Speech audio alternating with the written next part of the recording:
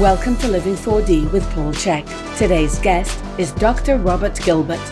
Dr. Gilbert has a multifaceted background in both spiritual and scientific studies. He is a former U.S. Marine Corps instructor in nuclear, biological, chemical warfare survival, and since leaving the service, he has conducted independent research into the geometric basis of modern science and new technologies. Dr. Gilbert holds a PhD in international studies and is a published academic author in that field, contributing to the first academic textbook in the new field of transformational politics. He is the Director of Studies at the Vesica Institute and was the first non-Egyptian to be certified to teach BioGeometry. If you enjoyed today's episode, please consider leaving us a 5-star rating and a warm review at the top of the show page on Spotify or at the bottom of the show page if you are listening on Apple Podcast. Your opinions matter, and your ratings help us to grow and help more people to be healthy, find freedom of body and mind, and to live their dreams. We hope you enjoy the conversation between Paul and Dr. Robert Gilbert as they dive into the fascinating topic of sacred geometry. Hello, everybody. Welcome to Living 4D with Paul Chek. I am super excited. Today, we're going to talk about sacred geometry with Robert J. Gilbert. And Robert J. Gilbert, who I'm using his full name because that's how he usually presents it on Gaia TV, where I like to watch his series. Robert is a very, very interesting man, and I've known about him for quite some time because he is a friend of Ibrahim Karim, who is also one of my friends, and Robert was the first biogeometry instructor trained to teach in the United States. And I absolutely love Robert's information. He's got a great website. He's got many great courses, some of which we'll talk about. And he's got a lot of knowledge. So if you thought Ibrahim Karim was deep and enjoyed him, you're going to love Robert. Robert, welcome to Living 4D. Wonderful. Thank you so much for having me, Paul. Robert, to begin with, first I wanted to say I got great feedback because I've had students take your biogeometry training that also took it from other instructors and came back to me and said, wow, it was really cool to take it from Robert because he showed us different perspectives and things we didn't learn from the other instructors. And they all said, you're easy to learn from, which was a really great thing to hear. So I'm grateful that you're doing that because, biogeometry is very deep. And I think getting different angles on it helps people understand it more deeply. Great, thank you. Yes, the different instructors in any field have different emphases and strengths. And one of the things that the other people in biogeometry often reflect to me is that I have a very extensive background in a lot of different fields. And so I can tie a lot of pieces of information that people have together into the practical applications in biogeometry. Yeah, that's fantastic. Just to begin with, Robert, can you share an overview of your background, your own spiritual development, and what ultimately brought you to a deep study and the application of the principles of sacred geometry? Because you have a very interesting background, and I study a lot and have my whole career. And I can tell you, whenever I watch your shows or read your stuff, I'm like, wow, this is exciting. This guy's really got his depth and breadth of knowledge. And it's, your series on Gaia is absolutely phenomenal. And the way they did the graphics, it makes it even more exciting to watch because you can feel what you're talking about and see what you're talking about. So I think just to lay the groundwork for our podcast today, hearing more about you and how you became this person would be great. Great. Thank you, Paul. Yes, one of the essential things we had to do for the Gaia series was to make sure we had the illustrations to show people the geometric forms, because otherwise it would be almost impossible to follow when you get into the technical side of it. So my story for my work in sacred geometry, I think like a lot of people, I was very interested in metaphysics when I was young. Who am I? Why am I here? What's this all about? How does this work? Making sense of incarnating in a physical body in the world. Yeah. And when I was 20 years old, I volunteered for the U.S. Marine Corps. And based on my testing scores, I was put into a field called nuclear, biological, chemical warfare defense, or NBCD. Now, nuclear, biological, chemical warfare defense, as the name suggests, is about mostly teaching people how to survive in times of being exposed to different types of weapons of mass destruction, nuclear, biological, chemical. But of course, this connects to three main fields of science, which is physics, biology, and chemistry. And so I basically was an instructor where I taught people how to survive in highly toxic environments. And in my own time, I was very concerned with the fact that humanity had made the choice to spend billions, trillions of dollars on research and development of life destructive technologies. You know, what we can do in killing millions of human beings in a heartbeat with these modern weapons is truly horrific and has never occurred before in human history. And so I was very concerned with how do we create a life-giving science that can help to counteract all these horrible chemical weapons, nuclear weapons, the biological agents that are being created in labs and ready to be unleashed on the world. And so what this took me to in my own research, in addition to what I'd been trained in the Marine Corps, was I discovered in my research a document that had been paid for by NATO, North Atlantic Treaty Organization. And I had no idea that NATO paid for these types of scientific studies, but this particular study was examining all natural systems, biology, chemistry, physics, based on pure shape information, based on geometry. Very And interesting. as I was looking at this, I was like, this is so much easier to understand than what we get taught today in these fields, where the majority of the public is completely excluded from any understanding of modern science because they tend, for reasons of elevating themselves above the common person, to always want to obscure what's behind their work in modern science to make themselves appear special, mostly by using very complex algebraic equations and stuff that everybody tends to have these kinds of post-traumatic stress disorder feelings about math from high school. And so they're not going to get into all of those algebraic equations. But if you present how natural systems work according to pure shape and pattern and geometry, a child can understand it. It becomes so straightforward. And I thought, this is really incredible. And from this perspective, you can see all kinds of relationships and particular principles behind how human health works and how all these natural systems work that otherwise are completely obscure to us. So once I began to study what in modern science and technology they're using as the patterns that they put into all of their electronics, that they're putting into modern medicine, that they're putting into biology, chemistry, etc., I then went and began to research how this connects to the knowledge that was held in closed circles in spiritual traditions around the world, where they were teaching their initiates what we today refer to as sacred geometry, because there's a pattern behind everything in existence. And as I began to find this, I found that all of these empirical patterns behind all structures in the physical world, whether it's in the human body, things related to health or illness, things related to how all physical matter is constructed, that these key patterns were all known to the ancient world. Now, this is never discussed in any type of scientific research that talks about these patterns. They just kind of puff themselves up that, oh, we found this pattern. This is how these molecules fit together to create this element or something like this. But they never say, oh, and by the way, this was taught in schools of sacred geometry in Greece 2,500 years ago, or Right. in Egypt 5,000 years ago. They never talk about that. They always act like the ancients knew nothing, and Right.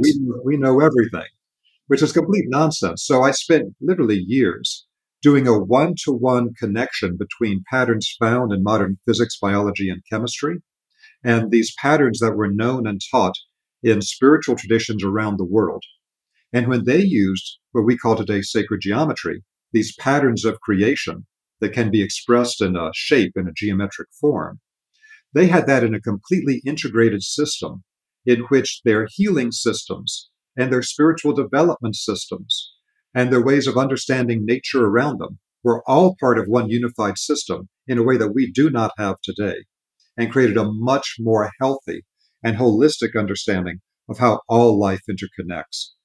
And so after I found this hidden key to modern technology and everything else in the ancient knowledge of sacred geometry, I found there's a tremendous amount there that's not in modern science and technology and can help to redeem the destruction that modern technology is having on our planet through the misuse of physics, biology, and chemistry.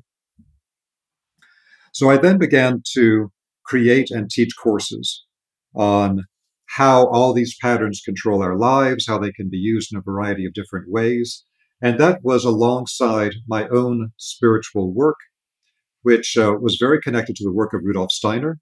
And so when I first began to teach publicly, I was actually known as a Rosicrucian teacher Mm. because I went very, very deep into classical Rosicrucian knowledge in the sense of the European Rosicrucians like Rudolf Steiner, not affiliated with North American Rosicrucian organizations or things like that. I always tend to jokingly say, following the statement by Woody Allen, I don't want to join any organization that would have somebody like me for a member. So Yeah. I'm not really an organization joiner. And one thing I really liked about the European Rosicrucians and the work of Rudolf Steiner is you don't have to join anything. It's not about joining a group and earning a variety of grades and getting political status in an organization. That has no interest for me whatsoever. It's really all about learning to be fully conscious of how we as human beings develop spiritually, how we connect to the spiritual world and non physical realities, and having a direct connection to these higher realities, not through any other person or organization. So when I got out of the Marine Corps, I then went to university and after many years got my PhD in international studies. And so that's my primary background in the academic world, PhD in academic studies, and the training and the teaching that I did in the Marine Corps. Once I graduated with my PhD, I decided I wanted to open up an institute to teach these spiritual science and vibrational science healing topics to the public. And I created the Vesica Institute for Holistic Studies. And that was a bit over 20 years ago. So I've been teaching both live and now for the last number of years online classes for over 20 years. And so we do our best at the Vesica Institute to be able to create these very clear, concise summaries of very deep and hard to find information so that people can be empowered with the knowledge as quickly and easily as possible without having to give their authority or independence away to any external organization. We offer the information to people that choose to sign up for our classes in a way that you're free to use it as you like. We don't have any grades in the organization. There's really no organization to join. It's all Good. about get this independently, use it for whatever you're here to do in this incarnation, and let's all use this together to help the world. Yes, that's beautiful. I'm grateful. And having been to your website and looked at it, you have a lot of very, very good information. So I encourage everybody to go to the website. And you're very likely to find courses there that help you answer deep questions that you've had. One of the things that, as you were talking, that came to my mind that I wanted to ask you is that, you're describing a level of knowledge and integration in the ancient systems that when we look at ancient sites, whether, all the ancient sites around the world and the pyramids, it's obvious that they were able to do things with stone and technology and energy that we either have been concealed from through various powers that be, um, and we still can't build a pyramid today. Not we don't have the technology. So I'm curious, do you think that they had technologies similar to what we would call advanced medical technologies or communications technologies that may have been as or more advanced than ours, but didn't leave, shall we say, a footprint? Like, if someone dug up our civilization, they'd find telephone wires and you know antennas all over the place, and they'd say, "Wow, these people had a pretty antiquated system here." I'm just curious because a lot of people have this impression that we're very advanced and these people were not very advanced at all. But all you got to do is study these ancient sites, and it becomes very, very obvious that they had very, very advanced technology. But they must have had, for example, the Aboriginals used to communicate through song lines, and they didn't need a cell phone. They could talk to each other hundreds of miles away, tell people where to meet them, and they would meet them on time. I'm just curious, what are your thoughts with regard to what they were probably able to do compared to what we think of as advanced technology? It's a great question. And the first thing I would mention is that the mythology that we're taught in our modern education is that in the past you had the primitive caveman. They didn't know anything. They figured how to hit somebody else over the head with a club. And then maybe they figured out how to use a pry bar. They ended up figuring out how to make a wheel. And now we are the summit of all human development currently. We know a million times more than they ever did, etc. And what they ignore is all the evidence for there being ancient, highly advanced cultures that declined over time and that they had very advanced knowledge that actually went down. It's fascinating to see that in ancient Egypt, in the Old Kingdom, Middle Kingdom, they had all kinds of things that were way more advanced than the New Kingdom, the time that's more close to us in time. There's actually a loss of knowledge over time. Now, this is something we describe in biogeometry as the shift in human consciousness. And this is also talked about by a variety of other philosophers and groups, that we used to have a type of holistic consciousness that if we use a split brain theory is more connected to the right brain.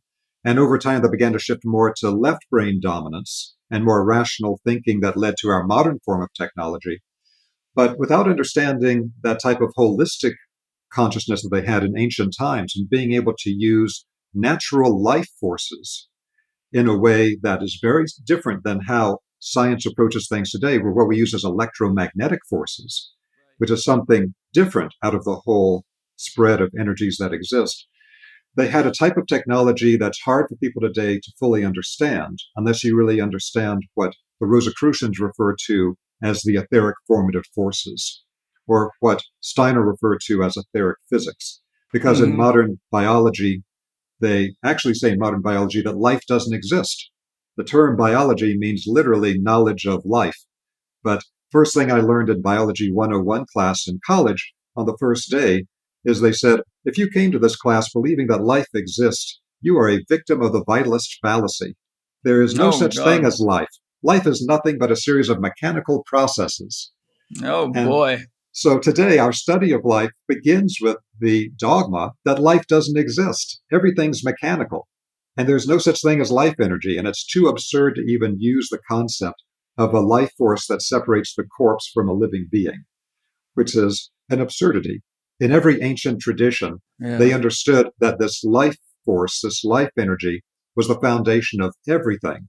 And they learned how to use this life force in a way that is completely lost in modern medicine today. And so what is really happening is that rather than us being so much more evolved, although we've developed the technology in a different way than they did, because I don't think they would have developed a technology as destructive to destroy the entire planet the way that we have with modern nuclear weapons and chemical poisoning of the oceans and all this type of thing.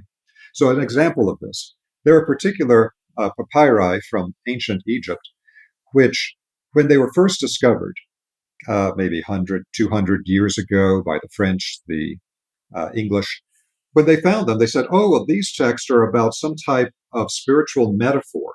They show all these things about going into the human head and going into the brain and these types of things. And, so it's some type of spiritual ritual or metaphor that they're using. But then once we developed modern brain surgery, we realized these are brain surgery texts. Wow. But until we had developed our knowledge in brain surgery, we didn't know these thousands of years old papyri from Egypt were teaching methods of brain surgery, which we didn't have until very recently.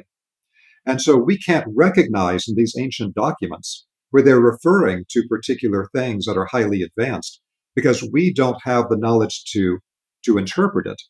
Just like if you got the caveman looking at a modern computer, he might not know how to turn it on and how to use it.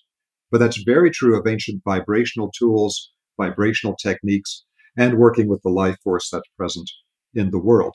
So yes, they had very advanced knowledge for how to use light, how to use sound, how to use the intrinsic life force energies that are within the mineral kingdom, within the plant kingdom, within the human body, and to be able to use this in extremely advanced ways. The exciting thing today is that, particularly with fields like biogeometry, which is bringing back this ancient knowledge in a usable form in a very practical way, that we have the ability to become a kind of modern techno-mage, or ability to meld modern technology together with the ancient life-supporting knowledge and technology to create something of incredible value. But it requires that we really understand this very different way of seeing the world that the ancients had, so we can accomplish what the ancients did and help to heal the earth with the life forces that have been destroyed by our modern reductionist materialistic technology. Yeah, it's very interesting.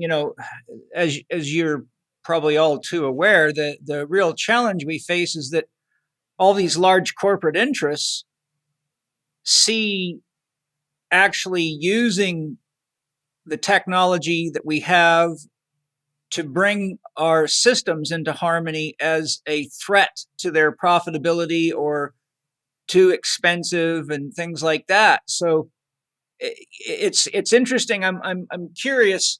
Where do you think the tipping point is? How far down the rabbit hole do we have to go before either the people just come to the realization we got to put an end to all this stuff, or the corporations realize that they themselves are killing their families and creating their own demise if they don't start, talking to guys like you and Ibrahim Karim and other people that know how to, retool so that we can actually survive ourselves.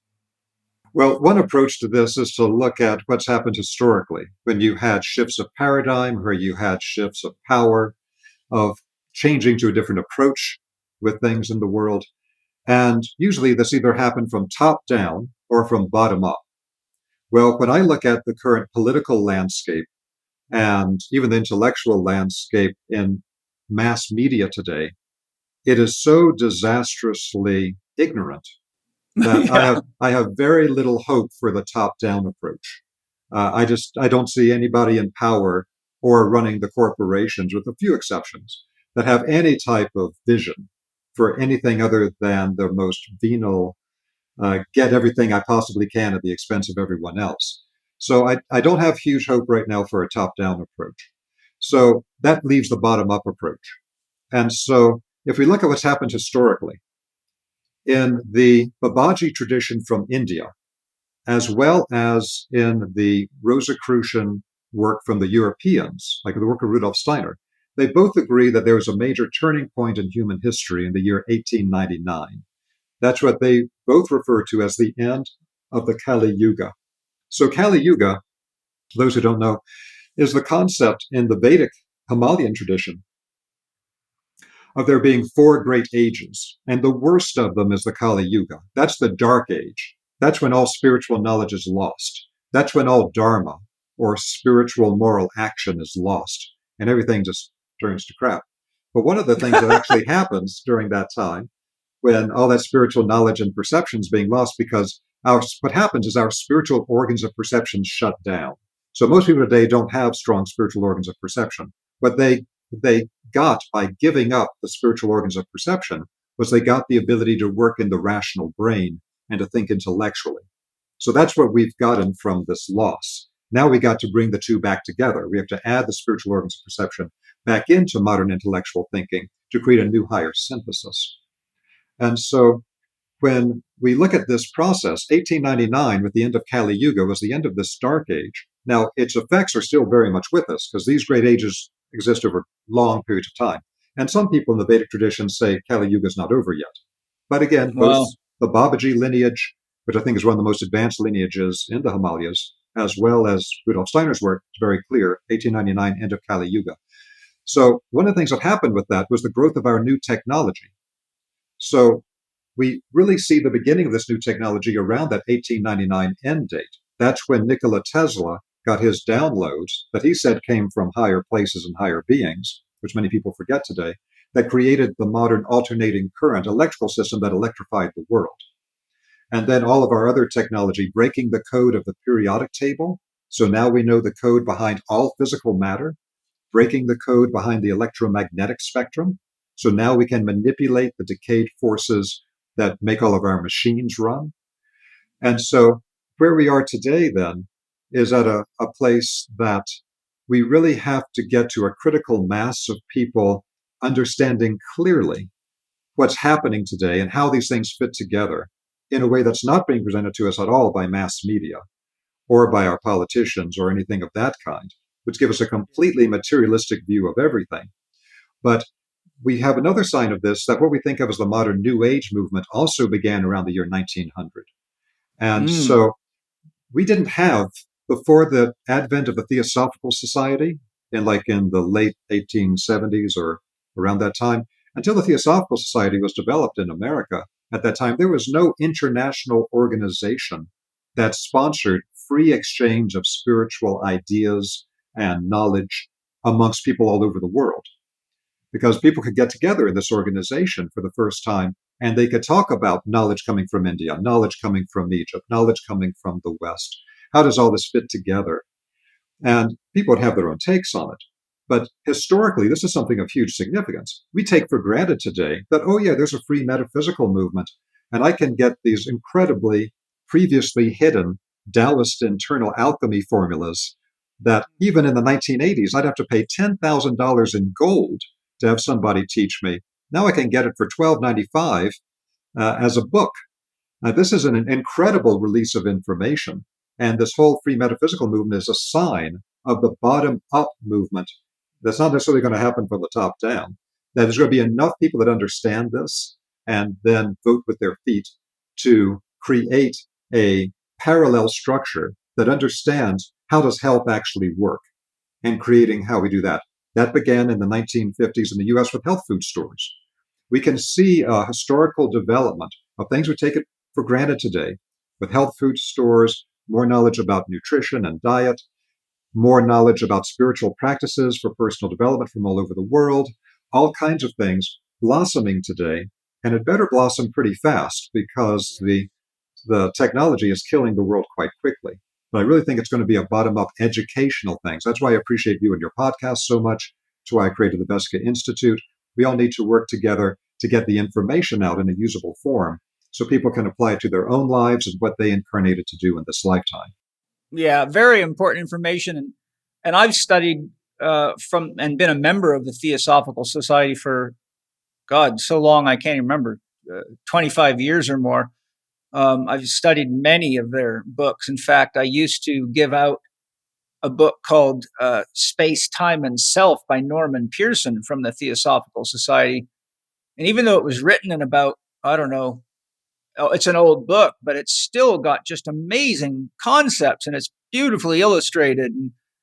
And some of the work of Jeffrey Hodson, are you familiar with his work in the Theosophical Society? Mm-hmm. Yes. I love his what's the Kingdom of the Gods, the book where he had an artist take his clairvoyant visions of all the nature spirits and thought forms. It's just stunningly beautiful. And that kind of work helped me develop my clairvoyance because seeing, having a concept of, what a water spirit or a tree spirit looks like helps you relax your mind to allow yourself to begin to perceive things, because without some sort of a sense of what you might be looking for, it's like you said, a caveman might have found a computer and not even know what the hell it was, probably would have walked right on top of it and thought, well, that's a shiny rock. So I found the Theosophical Society very helpful. Hello, everybody. I'm super excited to announce our new live show called PT 3.0 that will be available to you at youtube.com/Chek Institute. That's CHEK Institute. Each PT 3.0 episode will be offered every first and third Wednesday of the month and is a 30-minute live show designed specifically to help exercise professionals and anyone who wants to use exercise scientifically in their practices. The host of the show will be a Chek faculty member, a high-level practitioner, or an industry expert that is aligned with Chek principles, and each show offers us the following free bonus materials: a Q&A segment at the end of the episode, a downloadable reference guide to help audience members apply what they've learned. We call this PT 3.0 because the purpose of the show is to provide next-generation training to personal trainers and to help them evolve in their practice. PT 3.0 is a web show designed to provide 30 minutes of intense, essential training to personal trainers and strength coaches that will make an instant impact on their business and practice. This is not a webinar or a podcast, but a fully produced online show featuring a live host and high-quality footage of assessments, exercises, stretches, and program design together with Q&A for targeted bite-sized education. Each episode will be highly focused, training, for example, one assessment or one program design technique or one stretch, etc. Each episode will be broadcast live on our YouTube channel, and the show is free. Hallelujah. Each episode will be recorded and available to you on our YouTube channel, youtube.com/Chek Institute. And again, it's completely free. Subscribe to our YouTube channel for notification when each episode begins by going to youtube.com/Chek Institute. To see our upcoming episode schedule and to receive advanced notifications of all episodes, go to pt3.chekinstitute.com. Once again, to see our upcoming episode schedule and receive advanced notification for all episodes, go to pt3.chekinstitute.com. We hope you enjoy this live show. Robert, can you describe the importance of our level of energy to support conscious growth and development, and our level of consciousness to guide the healthy development of our energy body? Energy and consciousness are deeply dependent upon each other for our success in our human lives. So I think understanding the relationships that exist between our level of health and vitality and how that affects our consciousness is something that most people still don't understand. A lot of people do lip service to it. They talk about it, they write about it in books, but then I don't see much evidence of it. Yes, I think it's something that's badly overlooked today in modern metaphysics, and it needs to be restored to its place of centrality because everything is dependent on it. So what you have is today in modern culture, the real illness that I see is everything immediately gets slammed over to one polarized end or another. There's very little holding of the center. More and more politically, socially, everything's going to extremes. And so we need to understand that the same thing happens for people in their spiritual work. It's very common that people will only work on their mental, spiritual development, and they end up really growing the energy in their upper chakras. And so their upper chakras become very big and expanded, but their lower chakras become a tiny little stick, sometimes referred to as a lollipop pattern. And, Yeah. and that's not a balanced form to have in physical incarnation. Yeah, that's the bliss bunny that lives off of junk food. That's right. And the kind of the Western monastic path, which just kind of works on the mental spiritual side, but doesn't really get into the physical body and the physical world. And it leads to asceticism and all these types of things. The other side of that is the focus very much on physical body culture, on developing energetically, on developing strength. And that's also absolutely essential. But again, that can become one-sided, to where you can meet people who have the most incredible bodybuilder bodies, but you talk to them and there's not much going on intellectually. Now, I'm not saying that across the board at all. I'm just saying, I understand though. Those are the polarities. Those are the polarities that can exist. So some people highly developed intellectually, spiritually, other people very developed physically, energetically. But of course, we have to have both in balance. Now, this is an ancient teaching. So in the Himalayas, they talked about Shiva and Shakti. So Shiva is ultimate consciousness, and that's the development of our consciousness to a higher level. And it's represented as an immovable center. So geometrically, it has a representation, which will make sense to us later when we get to biogeometry. So Shiva is the ultimate consciousness and creates an immovable center. Then dancing around it is the feminine polarity, which is Shakti, and Shakti is ultimate energy. And she's what weaves and creates everything, just like it's women who give birth. So that female polarity is what actually creates the world. It's the matrix, the matrix. And it weaves all of creation together around the consciousness pole, which is at the center connected to the divine. Now, the same thing is true for every one of us. We literally have a Shiva pole in the center of our body. And this is one of the secrets of inner energy work from the Chinese Taoist, from advanced levels of uh, Kashmiri Shaivism in India and things like this. From the crown to the perineum, there is a complete column of energy that is a central pole in the energy body that everything else comes out of and grows out of. But it's the most important energy axis in the body. It often gets confused with the Kundalini channel going up the spine. They are not identical. That's connected to the back channel, and we're talking about the absolute center of the body. So there's a connection here between how we develop our consciousness and how we develop the energy body. God didn't give us one foot to hop on. He gave us a left foot and a right foot. And you step forward with one, and then you step forward with the other, and that's how you make progress in a polarized world. We're given the polarities of consciousness and energy. You cannot develop your consciousness in a stable way to a higher level without having a strong energy body to support it. The physical body and the energy body is the base of the pyramid that the capstone of the consciousness has to be on, or the whole thing will crumble.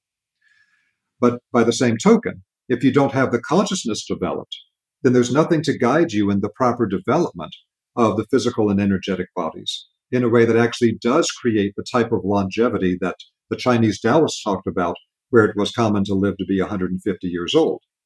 So there is an essential link here where to develop the energy and physical bodies to their fullest extent, not just for short-term muscular growth, but for long-term survival as a kind of Taoist immortal, that requires a lot of consciousness development and an analytical capacity. And by the same token, to develop our consciousness, we have to have a strong, supportive energy body. And so we really need people to understand that these two things are not exclusive. And we always need to keep checking in on ourselves. There's no stones to throw. We all make mistakes. We're all figuring it out. But if for people who have only developed on the consciousness side, was something that I did for a long time, then you have to work more on the physical body integrity and the energy body. And for the people that focus more just on that side, there has to be the work on the consciousness development. Because that beautiful body that you've developed, you're not taken with you through the gate of death. What you're taken with you through the gate of death is your consciousness and your ability to perceive in non-physical worlds. So that's my perspective on it. Yeah, one question that came up, the three channels in yoga are referred to as Ida, Pingala, and Sushumna, if I remember right. That's right. And that correlates, you could call it the sympathetic, the parasympathetic. Now, you're speaking of this energy center down the middle. This isn't based on the structure of the spine. This isn't an energy center that's located in space, not necessarily structurally located. Is that correct? It's not a physical structure. It's the energy structure which all physical matter forms around. So this is one of the great secrets of sacred geometry. And that is, well, let's go ahead and deal with this right now. I know we're going to talk about it a little bit later, but this is a good time to bring it in. This idea about, in modern physics, they had a complete revolution in physics based on the concept of wave and particle. And so before they thought, well, everything's a particle. We just keep going deeper and deeper into smaller and smaller matter, and there'll be a final indivisible little solid thing. That's what they thought in the 1800s, a little solid billiard ball of matter, and that's everything else forms from that. It's the materialistic dream. Well, that all got blown out in 1900 with the discovery of blackbody radiation and the quantum revolution in physics. And they said, oh, well, actually, we find out that there's both a wave and a particle. And particles, physical matter, get formed by the collapse of the wave. That's literally what they call the collapse of the wave function in modern physics. Yes. And so this means that our energy body is the wave, and it actually collapses or crystallizes all the forms in the physical body. Today, we analyze that in terms of things like stem cells and things like that. But the stem cells are just another part of the particle system. And what's really behind it is the wave, the outline of the human body that gets filled up with matter. And so the central axis in the body exists as an energy circuit in the body before the physical body ever forms. And the physical body forms around that central axis of energy. So it's not a physical structure in the body, it's an energetic structure. Now, what happened when we began to develop modern metaphysics again with the advent of the Theosophical Society, which became the template for the modern New Age movement and modern metaphysics, is that they began to get bits and pieces of knowledge from different traditions. And we have to be aware that there's hidden secret knowledge in the Himalayas. There's hidden secret knowledge for the Chinese Taoists. There's a lot of hidden secret knowledge for the ancient Egyptians. The Egyptians say their mysteries were never betrayed. That means the real stuff that we knew and taught never got sent out to the public. Y'all never learned what we were really doing. And so they get little pieces of knowledge. So one of those things was they found about the Sushumna channel in yoga. But Sushumna, writ large, is really an interior channel along the spine that helps to move the energy up. That's very similar to what's called the governing vessel in Chinese medicine. It's quite similar. But there are some slight different structures because in reality, there is on the inside of the spine toward the center of the body, but not in the axial center, but along the interior of the spine, there's a channel of energy. There's another channel of energy that runs inside the spine. There's another one that runs, although not as well known, on the outside of the spine going up. Then there are the channels running up to both sides of the spine, the Ida and Pingala channels like you were talking about. And those channels don't only run up straight, they actually cross over, creating a caduceus pattern going up like you see in some of the Indian and Nepalese illustrations. All of this is connected to the energetic structures of the body that the physical matter forms around. And so what happened is that many traditions considered the absolute center channel of the body, which referred to today in Taoist yoga as the thrusting channel or the Tai Chi pole, and had some other names in ancient Chinese. And then some of the knowledge coming from India. And in some of the Indian traditions, we have to be aware the Indian tradition, just like the Taoist tradition, was not one unified tradition where everybody did the same thing. It's the whole concept of Hinduism is a name for the conglomerate of a whole bunch of different sects and groups that teach things a different way, develop their energy body in different ways, but with similar core concepts of chakras and nadis, etc. Same thing for the Taoists. They have the same core concepts of the energy body, but they develop the energy body differently based on those concepts. So it's considered to be very secret that there's an energy channel running from the crown to the perineum, and that's the core energy channel of the body that interacts with, but is separate from the energy channels running on the four sides of the spine and crisscrossing on it. These are all different energy channels. So one of our fascinating opportunities today and challenges is to be able to properly put together the pieces of information from different traditions into a unified whole of the understanding of the subtle body and different practices. And then develop mass education programs so that people understand the importance of healthy, holistic diet and lifestyle practices as an integral part of spiritual development so that we don't have all this fragmentation like we were talking about earlier. And I think that's one of the things I love about your Sacred Geometry show on Gaia TV is that you really are exposing a lot of people to things that they would rarely ever see. I mean, to put that program together would have taken you years of your own research and development. And so, anybody can sit down and watch, and within a few hours in front of a television can reach a level of understanding that they may never have found in multiple lifetimes, just hoping to come across teachers and books to give that to them.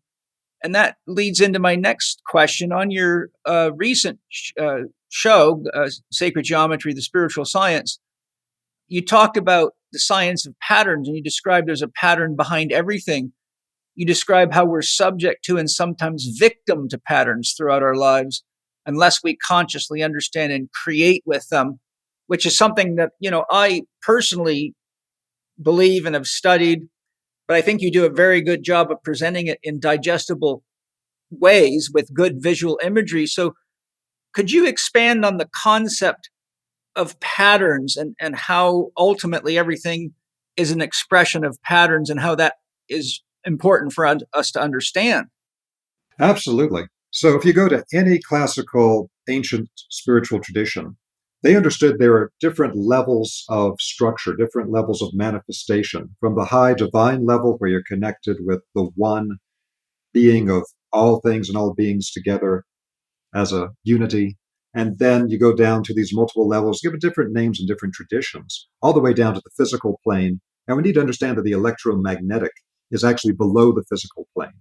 It's not life energy. It's not above the physical. It's actually below it. We'll go into that in more detail a little bit later. But the whole idea here is that there's a pattern behind everything. And so one of the things I describe in the Gaia series is that the ancient traditions are almost all uniform in saying where all physical structure comes from is a thought form in the mind of God, from that original unity field. It starts as a type of a thought form of a pure pattern.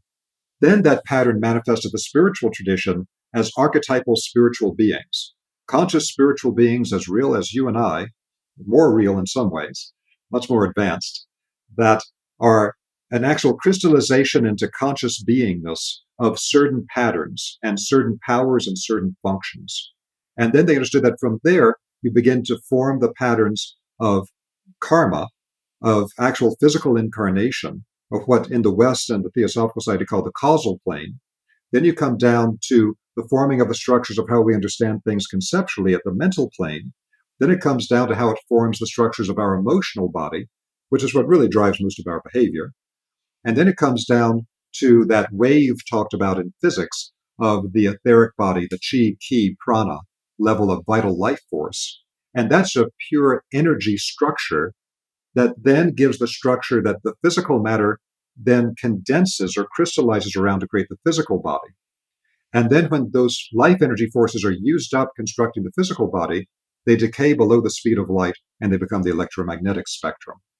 So if we understand that as the basic understanding in the ancient world for how everything works, then we can understand that it's the patterns behind everything that are absolutely key. So we have to understand as we grow up from a child to an adult and start taking care of ourselves instead of somebody else taking care of us, that process of maturation in every lifetime is a type of microcosmic playing out in a single lifetime of what happens to us as a spiritual being across multiple lifetimes. We start not knowing anything, being very ignorant, and higher spiritual beings have to guide us and teach us. And then we incarnate in the physical body. We go through a whole series of those things. So our physical lifetime tends to be a microcosmic representation of the same pattern of the multiple lifetime journey. And this happens all over the place. Today we call it fractals, that this particular pattern exists on all scales of development. And so I show, for example, in the Gaia series, that something like the torus pattern. If you get a sphere, which is the primary form for holding consciousness and energy together, if you get a sphere, which is a holding form, and you open it up at the top and bottom so energy can flow through it, like an hourglass shape in the center, and then flow around the outside and then back to the center and back around the outside, that's a torus. Like And cutting the core out of an apple. Exactly. An apple is based on a torus. You see it how it's indented at the top and the bottom. And then the core of it with the seeds is right in the center line, the same as our central channel in the body. Once you start to perceive these patterns, you see how everything is connected, and it's the same basic patterns that rule everything. And so I show in the Gaia series that the torus exists from the subatomic level. We have photographs of toroidal structures subatomically up to galactic levels that have toroidal structures. So this is the idea of scale invariance, that regardless of how big or small the scale is, the same pattern is the key pattern to create the energy flow. But the same thing is true for us emotionally and mentally. All of us, I think, have had the experience where we grow up and we have these tremendous yearnings, emotional yearnings. Where's our missing half? Where's the person we're going to unify with? Where's all of my romantic aspirations I was taught to have as a young child, taking in media about that perfect partner I would have that would make my life complete? And we had that emotional yearning. And then through the school of hard knocks, with some relationships that maybe didn't work out well and we were very naive in, and we got knocked around, we begin to say, oh, I better figure this out. And then we begin to see patterns. I have certain patterns of behavior I didn't know that screw up my relationships. I see dysfunctional patterns in other people, and maybe I can handle that in this person, but I don't want to deal with it in this person. It's just too dysfunctional. So we start seeing those patterns at the emotional level. Same thing at the mental level. How do I put my life together? How do I divide my time in the day? What's important and not important to me? Everything has a pattern on every level. And once you begin to understand these patterns, the same thing is true on the spiritual levels. There are patterns to how spiritual beings work and operate. And this is going to be important for us because when we pass through the gate of death, if we don't have some understanding for how spirit operates and we haven't developed any organs of spiritual perception, we're as deaf, dumb, and blind spiritually as Helen Keller was in the physical world, where she had to be guided around everywhere. And that's why you see these pictures in the old Egyptian tradition, like from the Papyrus of Ani, which we know as the Egyptian Book of the Dead, and is better called the Book of Coming Forth into Light. That in that you see Ani, who's the initiate being trained, he's like bent over, hunched over, and he's got this greater being holding his hand and guiding him through these worlds that he's not able to navigate through or understand himself yet. That's what happens to every human being. Our goal is to develop to where we understand the patterns. You have a healthy body once you understand the patterns that make a healthy body. Until then, you're a victim of unhealthy patterns and not knowing what the patterns are. Same thing with your energy body. They have strong, vital force. You have to understand what the principles are for feeding that, both through the food we take in, through breathing practices, exercise, a whole variety of things. The emotional body being healthy, and you actually have a life that's emotionally full and fun and joyous rather than a constant misery. Mental life, knowing how to control your own mind so your mind doesn't destroy your life, but your mind becomes a superpower. All these things are based on the knowledge of pattern.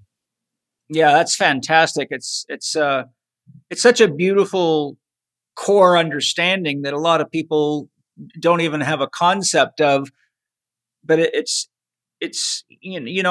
makes me think of the alchemists and the symbols they use for earth, water, fire, air, and the marriage of these elements. And you look up the word qi in Chinese, it means steam. And I always tell my students, how do you make steam?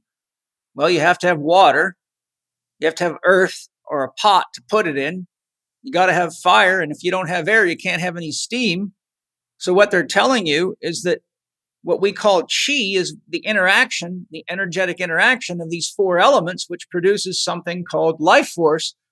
So point being is we think of earth, water, fire, air as separate patterns that interact with each other to create an emergent property, which we would call life force. Then you start to say, I can see this. And what is the weather? It's the interaction of the elements. What is your emotions? It's the interaction of elements.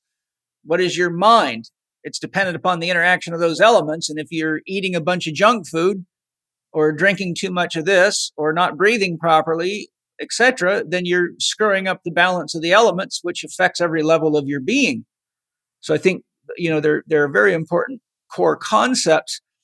Robert, you informed me that the Vesica pattern that your institute is named after is a sacred pattern. Is there any relationship between the Vesica pattern, the biogeometry aspect of unity and polarity, and the BG3 energy of the center? You might need to explain BG3, along with the polarized powers of specialized creation in the 12-band system, which again is biogeometry. So anyhow, can you explain the nature of unity and of opposite or complementary opposites in our lives and how they meet together to create a gateway to the divine? I know Great. that's a lot of stuff for the listeners, but don't worry, he'll explain it to you. No, that's such a great topic because, again, this is one of those things that should be Metaphysics 101 for people, but a lot of people never got. We don't get issued our Metaphysics 101 book. It's whatever we happen to be exposed to in the world around us today, which is not always the most important information. So the key of everything is that, and all classical traditions agree on this, that everything came from a unity, the one. Now, in modern materialistic physics, they describe that state of unity, the one, where there is no polarity, there is no duality, everything is unified.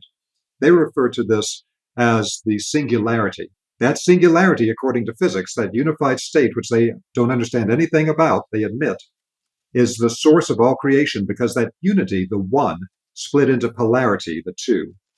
And then our whole world is based on polarity, positive and negative charges, with the electron and the proton. Inside, outside. Yep. Positive Up, down, male, female, light, dark. Positive and negative charges in electricity and magnetism. Like you say, with the yin yang and the male female, the opposites attract and the same repel. That's a universal principle that you'll see anytime you get a bar magnet, try to put the two similar poles together. They repel each other. You can feel something feels like a gelatinous force field pushing them apart. And you get the two opposite poles, and you can't keep them apart. They want to be together. So what polarity does is it allows things to be separate, but energetically moving with each other, energetically affecting each other. That allows evolution. That allows dynamic development by being in a polarized world. The only evolution as a spiritual being is only possible in a polarized world, in the school of hard knocks here on the physical plane. And that's why we're sent here to a polarized world. Otherwise, we often, when we're suffering in the physical world, say, I just want to be back, in that blissful unity state that I came from, that we all subconsciously know exists and we subconsciously yearn for. And then sometimes dysfunctionally try to attain through things like opiates or things that put us in that state but destroy our physical lives. But we have a subconscious yearning for it. And that yearning can sometimes be addictive. Yes. But we have to understand the reason for being here on the physical plane, of for actually having the internal fortitude to grapple with the polarized world where we may suffer and we may not get what we want, but it's part of developing to a higher level than we were before. So everything is polarized, everything is split here. And so when the ancient knowledge of energy science from the old traditions got lost, it was reclaimed to begin with by French researchers in the early 1900s. This is something that I talk about in a series of courses that I offer called Vibrational Testing and Healing, where I teach people this lost French knowledge from the early 1900s, where they actually rediscovered the keys to all this ancient energy science. It's incredibly important. And then Egyptian biogeometry with Dr. Karim was built on top of that. When I first began to train with Dr. Karim in the early 2000s, he said, what we're doing in biogeometry energetically is built on the discovery of the French researchers in the early 1900s that nobody seems to know about anymore. Even in metaphysical circles, almost nobody knows this even exists. But what actually happened was that, and this is not a conspiracy theory, this is based on books written by the participants in the early 1900s in French. What actually happened was that the Jesuit order within the Catholic Church went around the world collecting esoteric information and bringing it back to the Vatican Library. That's simply a historical fact. And one thing they did with that knowledge is they were very interested in Egypt, and they really tried to cultivate Egyptian knowledge. Somehow, putting this stuff together, they were able to develop in their own circles an understanding of what we call radiesthesia. Radiesthesia is the ability to directly detect subtle radiations that are too subtle to be detected by electromagnetic equipment, but that the human body and energy field can be trained to detect. These are the real life energy forces. Little metal boxes don't pick it up, but they can pick up electromagnetic waves because they're decayed to a lower level.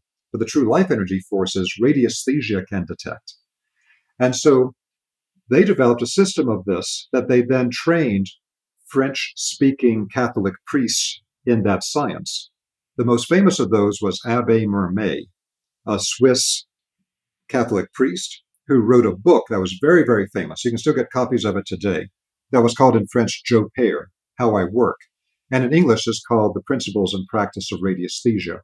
He revealed that he was trained by the Jesuits, and that the Jesuits were doing things like they would train missionaries going to a foreign country to use radiesthesia to detect the life forces from things so that they could tell, is this water drinkable or is it poisonous? If I have an illness, what plant in the natural landscape is going to heal that illness? All these very practical things where they could make themselves useful to the local people, they could survive themselves, and they could say, my God's better than your God because I can actually show you how to heal that illness that you didn't know up until now, or something of that kind. Yeah. So Abbé Mermet let the cat out of the bag. He published a public book that became a bestseller about this and described these pendulum techniques and rod techniques to test this. So this is based on what we think of today as dowsing. But I want to make something really clear to the listeners. Most of what we have today in North America and Europe that we call dowsing is mental dowsing. That's not the ancient form of it. That's a modern form. And I did mental dowsing for years before I learned the vibrational forms of dowsing from Dr. Karim, who taught me the beginnings of the French method that we use today in biogeometry. And I was so fascinated by it that with Dr. Karim's encouragement, I went and I collected a lot of the old French texts and I had them translated into English. And I began to learn more about what they had done with this incredible lost knowledge. It all got blown away by World War II. When the Nazis took over Germany, everybody was just trying to eat, and they forgot about this whole thing. So the French had discovered the keys to this old energy science. So with this, you're using, like, let's say, an Abbé Mermet system, using a pendulum. And it's not mental dowsing. In mental dowsing, you would ask a question, and you would program the pendulum to move a certain way to give you like a yes or no answer. That's not at all what we're talking about here. This ancient method is to use things like pendulums, and they found all kinds of specific pendulums in archaeological digs in Egypt. Thousands and thousands of these things in the Valley of the Kings and elsewhere that are now in museums all over the world that are actually energetic vibrational pendulums used for radiesthesia 5,000 years ago. So what Abbé Mermet did in giving out the knowledge to the public is people who had nothing to do with the Catholic Church, weren't that spiritually oriented to begin with, people who were scientists, people like Louis Turin, who was a radio wave engineer in France in the early 1900s, who taught at the Sorbonne. He taught the French military radio wave technology. He was smart enough to understand that what we have today with our radio wave and electromagnetic technologies is scraping the surface of all the natural waves that exist. And so he began to use that knowledge to create radiesthesia tools that could detect all the different parts of the spectrum of energy that makes up life energy and the healing forces that actually heal biological life, which we didn't have any frame of reference for before. It's not the electromagnetic spectrum. It's not the spectrum of matter that we call the periodic table. This is the spectrum of life energy itself. P3OM by Bioptimizers is hands down one of the most important supplements to have on you everywhere you go. If you're traveling, if you go to work, if you're going to friend's house to eat, this product will knock out food poisoning and almost any kind of gut disorder from viruses, bacteria, fungi, whatever could irritate your gut so quickly. It's mind-blowing. I have been using this product since Wade Lightheart first turned me on to it, and he's the formulator of it. And I've got Wade here to tell us how it works, but I just want you to hear it from me. I have all my clients use this. I try to get it to friends, to family members, because it is really like your own bodyguard. So Wade, how in the world does this thing work so well every time? Well, as you know, we're very research oriented, and we have literally a university in Croatia that we do microbiome testing with our labs of PhDs to find out what's the most effective formulation. And we are quickly moving into the post-antibiotic world where we need to cultivate super probiotics. We all heard of super bad bacteria in hospitals and stuff that are antibiotic resistant. Well, what we did, we worked with a medical doctor that was able to take an aggressive strain of L. plantarum, which is a very aggressive strain, and then put it through almost like a BUDS camp, a Navy SEALs training, where we subjected this particular probiotic to a toxic environment. We ran a sine wave through it, and out of that survived only about somewhere between 2 and 3%. We then take that and grow it on very special food. We feed them, just like you would feed a great athlete, you feed them special food, and the probiotics develop unique capabilities. We have a US patent that is so powerful, I can't read it on the airwaves because we'd get canceled. But what I can say is when you put P3OM in your body, it goes out and breaks down any undigested protein, whether it's in your gut or through your blood system. And it becomes your Navy SEALs defense force, if you will, to go out and wipe out whatever pathogen might come in your body. You just need more of these guys to overwhelm it. It takes it out. It cleans up any messes. And for the last 18 years, I've been using P3OM daily. And I can honestly say, I've never been sick during that time. If I feel something coming on, I just double down my dosage, take 4 caps every night. If I'm traveling, I take twice that. And it's been great. A lot of our people do it, and it's one of our best-selling products, and it's available to your audience. Just go to p3om.com/living4d, put in Paul10, get a 10% discount. And if it's not the best probiotic you've ever had in your life, you get 100% of your money back. That's from us at Bioptimizers. That's our guarantee for you. Go get it. It's for real. I love the stuff. Thank you, Wade. I am leading up to answering your question directly about the Vesica, but this is the background to it. No, it's good. Just it's bringing up other questions, but I'll just let you flow so I don't sidetrack you. So the only way to really explain how this connects to biogeometry is to go through this little bit of background. Yeah, no, I love it. I love it. It's very interesting. And so what Louis Turin then did is he understood that all of our modern science and technology is based on the discovery of the two spectrums, the spectrum of all physical matter, where we can now differentiate and distinguish every piece of physical matter that we call the periodic table. Until we could do that, we couldn't really do anything because we don't know what to use to make something. We could do a certain range of things we knew from what we inherited from the ancient world, but it was fairly limited. But now that you know what all the elements are and you begin to get a sense of what they do, great. Then for the electromagnetic spectrum, which wasn't completed until around 1932, we had the same sort of thing. Once you know what the low frequencies do, that they can push electrons through a wire to make a engine run in a system, great. Now we have Tesla's alternating current system that electrified the world. Once they knew that the radio frequencies and microwave frequencies can send information wirelessly over great distances, great. Now we have radio waves and we have all of our modern cellular communication technology. But all of our modern technology is based on the discovery of two spectrums, spectrum of electromagnetic energy and the physical spectrum of the periodic table.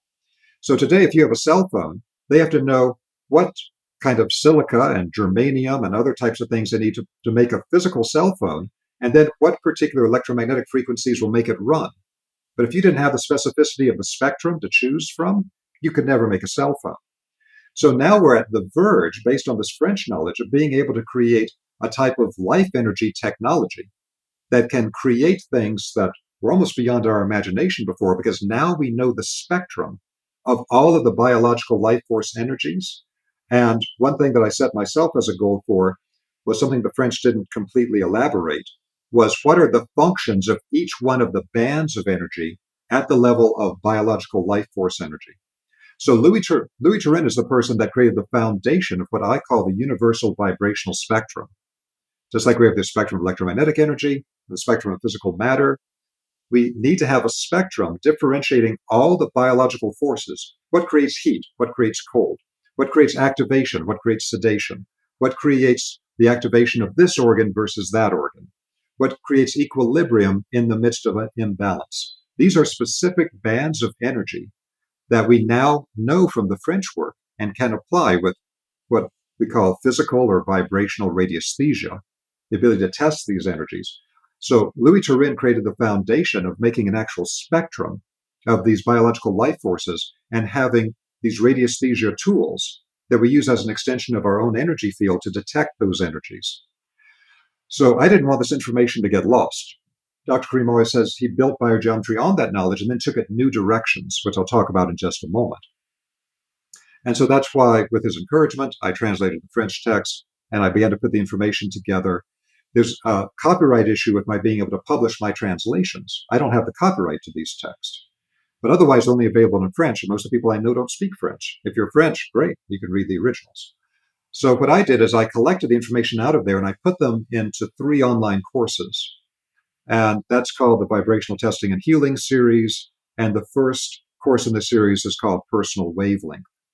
The Personal Wavelength course is the one that teaches what the French called medical radiesthesia. At one time, there were thousands of medical doctors in France and Europe that used medical radiesthesia as part of their daily practice to be able to detect where the problems were in a person's body, to detect what are the markers of what kind of problem is it in the person's body, to detect what type of vibrational input can I put into their body or energy field to solve that problem. Because a horrific thing today in modern medicine, and I want to make clear, I'm not a medical doctor, I don't diagnose or treat any illness. What I do is I teach people about this knowledge, and you can apply it freely for yourself. You make your own decisions. But one of the problems today in modern medicine is that the AMA will accept, they actually say, oh yeah, it's true, that we may lose 100,000 people or more in the United States every year to properly prescribed medication. Well, it doesn't seem to me that it's properly prescribed if it killed the person. No, that's a bit of a paradox of concepts there. And so the problem with this is that they will not allow any type of energetic testing of a person. They think energetic testing is complete nonsense. It's just complete woo-woo bullshit. So they don't accept any of that. But if you did a little bit of energetic testing, teach somebody to do pulse diagnosis, like the Chinese and Indians did. Teach somebody to do educational kinesiology. Yes. And I really think the master science of all this is the radiesthesia, and it can do things none of those other sciences can do. It's much more exhaustive. It's much more wide-reaching than these other sciences. But with any of these, what the French medical doctors did is they used the radiesthesia, what they called medical radiesthesia, and they could test before they told somebody to take this medication or before they injected it in their arm. They could see if they were going to have a reaction to it beforehand by doing energetic testing. So they had incredible, fantastic results with this. So anyway, I studied a bunch of this and I put together a comprehensive introduction to the key of the French medical radiesthesia that's called personal wavelength. Then the second course in the series is called Universal Vibrational Spectrum. And that's where we go into all the bands of the life energy spectrum, of the universal vibrational spectrum. As far as I know, that course is the only place in the world that actually will tell you what each of the 12 bands are and what each of the 12 bands does at the physical, energetic, emotional, mental, and spiritual levels. Now, it's just an introduction to this, just a few pages on each one of those bands, but it took me years of research to figure that out from a lot of background material, because the French never consolidated it. And my thing from the beginning was, if we have all these bands that make up life energy, what does each one do? Right. And what does it do on the different levels of structure? Yes. So I spent a lot of time constructing what's in that class, the Universal Vibrational Spectrum, as a unique resource. And then the third class or course in the series is the custom vibrational healing. How do you put all this knowledge together to find how to bring together vibrational sources to create the composite vibration a person needs for whatever the problem is? So the French developed this whole system, at our point of the story we are right now, they developed this whole system to identify all the separate bands, the complete spectrum of biological life force and life energy itself, which modern biology says doesn't exist, but is the foundation of every ancient healing system in the world that modern science has thrown out the window. But luckily, people are still cultivating in Ayurveda, Chinese medicine, etc. Now, it's on top of that Dr. Karim then came in.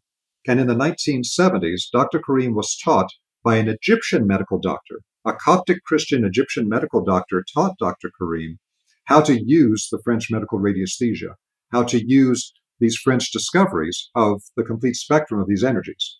Dr. Karim was fascinated by this, and he went to France on a mission for the Egyptian government. He's an architect, not a medical doctor, but he's incredibly brilliant and can do incredible energy healing, though he never makes any claims for it. Again, he's not a medical doctor, so he makes no medical claims. So he went to Paris, and he went to the Maison de la Radiesthèse, the place where they collected all this knowledge together in France from the different radiesthesias. And when he got there, there was an elderly lady there who was the widow of the founder, Madame Lambert. And he starts talking to her. And first she comes up to him and says, where have you been? I've been waiting for you for days. Yeah. And he's like, he hadn't told anybody he was going there. Yes. His coming was kind of foreseen. Long story short, because it's a whole story in itself, she ended up like recognizing who he was spiritually, took him to the basement of the Maison and gave him trunks full of the original research notes, the original books, the original research equipment of all these French guys, because nobody was doing anything with it at that time in the 70s. What an amazing orchestration of spirit right there. Yeah, incredible. And so Dr. Green was incredibly grateful. He often refers to it as a treasure one could not buy. And he shipped it all back to Cairo. And they kind of recognized at the time that in the French works where they wrote about this incredible vibrational energy science of the ancients that they were rediscovering with their vibrational radiesthesia, they kept saying the Chinese knew a lot about it, the Indians knew a lot about it, all these ancient cultures worked with it, but the people that we found that knew it the most was ancient Egypt. Mm-hmm. Ancient Egyptians mastered the art of what they called shape-caused waves. Mm-hmm. These are the subtle energy waves coming from any geometric form or any shape. It's the hidden side of sacred geometry. Today, people often talk about sacred geometry in a very amorphous way. It's kind of like a philosophical thing. But it was a practical energy science. Biogeometry is reclaiming the practical energy science side of sacred geometry, which is why it's so incredibly important, because it's the key to everything. So Dr. Karim took that stuff back to Egypt, began to work with it, and he asked an incredibly important mental question with this. He said the French identified all of the polarized energies that make up the life energy functions in the world. Everything inside your own energy body that creates every function you possibly need, whether it's more yin or more yang, or all these different types of functions. He said, but this is always shown by the French as a circle. And on the outside of the circle are all these different bands of energy. And again, one of them might activate this organ, and this other one will sedate this organ. They all have different energies, and they're polar opposites to each other. And he said, but they're not asking what's in the center of the circle. And so he, with this kind of brilliant Alexander the Great breaking the Gordian knot type of thing, he used this lateral thinking. And he said, in addition to the bands of polarized energies, all these bands have opposites, that the French discovered there's got to be something in the center that's a universal harmonizing energy that's not polarized. This is the energy from the original unity state, because the original unity state broke into the polarity that made up everything in our world. Two opposite genders, yin and yang, light and dark, hot and cold, all that stuff. So he's like, the French have mapped out all the polarized energies of the polarized split as it pertains to human life energy. But what about that unified field force, that original energy of the singularity, that divine state in the center? And he actually then identified, using the French bands, particular energy bands that resonated more strongly with the center than others, particular sub-bands in the whole system. And that's what developed the concept BG3. In his initial work, he discovered 3 precise sub-bands within the 12-band system of the French that we use for practical purposes. It's not that hard to learn. That's why I teach the French work on this in the Universal Vibrational Spectrum course. And in biogeometry, we use the knowledge of these bands for our own purposes in that system, which we'll talk about more in a minute. So Dr. Karim then referred to this energy of the center as either the one energy quality, because it's the energy of the unified field energy, and it has no polar opposite. It's not dualistic. Or he refers to it as the BG3, because he originally found 3 sub-bands within the French system that resonate more strongly with the center. Today, in the biogeometry advanced training, we'll teach people 28 sub-bands that resonate very strongly with the center.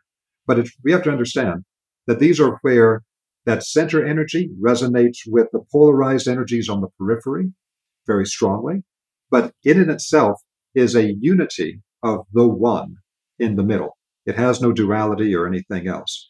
And what Dr. Karim found is that he could directly tap in to that unified field force, the universal harmonizing energy of the BG3, and that would harmonize and balance all other energies in existence. All the other energies that exist with all the other polarized bands, they get unified, tied together in the center, and harmonized. To harmonize all these different energies we have in our body and energy field, without the harmonizing force, everything just becomes chaos, and it just tears apart at every level of creation, including in the human body. But if you can amplify that harmonizing energy, everything improves. Everything gets better. It's the universal donor. That harmonizing energy of the BG3 is the only energy in existence, which comes from the divine plane, the original unity, that you cannot overdose on. Nobody ever died because it said, oh, Joe, he got too centered. And, he dropped dead. It doesn't work that way. You can't get too centered. It would be the opposite. It would be, that damn Joe, he's so centered we can't get rid of him. He's 1,000 years old. Yeah, and I bet you if you were to test the actual energy fields of the Taoist immortals that are like incredibly old, it's full of this harmonizing energy. Sure. Because that's what allows things to last. So Dr. Karim created an entire system of biogeometry. This concept from the French of the shape-caused waves, where geometric forms emit particular energies of the bands, or if you know how to modify them, can actually emit the energy of that harmonizing universal field force, which Dr. Karim figured out how to do. and created the entire system of biogeometry. So biogeometry is about the effect of shape-caused waves and geometric energies on life forces. And so that became the foundation of biogeometry. So Dr. Karim added to the French knowledge of the polarized bands the knowledge of the universal harmonizing energy that the spiritual traditions refer to as the divine plane energies. That's where the Godhead is. That's where the One is. But we have so many weird ideas about it, we just refer to it as the energy of the center, the universal harmonizing force. Right. And so biogeometry then created a system that was focused completely on how do you manifest and amplify and direct and apply the universal harmonizing force. But in biogeometry, we use some of the French knowledge, not all of it, but some of it that is directly relevant to the task of biogeometry of amplifying that universal harmonizing field force, because not only does it have tremendous effects on the human biological life force energy and all natural energies, where you live in your living environment, your home and office, it harmonizes all these things. It's unbelievable. It's a universal science. But we can use some of the band energy testing from the French work to bring that work along further.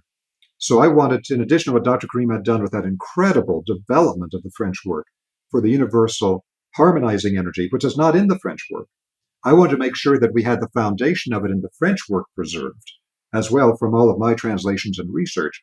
And that's where I create that series of courses. And just as a quick side note, we can mention more on it later, for the listeners of your program, we are doing a promotion where they can get $75 off of the first of those 3 classes, the personal wavelength class, where I teach the foundation of the French medical radiesthesia, by using the code Paul75. And we'll talk more about that later. Is it Paul or Chek? It's Paul, P-A-U-L. Okay, good. Because I was afraid that some people, if we told them Chek, they might misspell Chek. They do. They often do. That's why I often repeat it like 4 times in a podcast.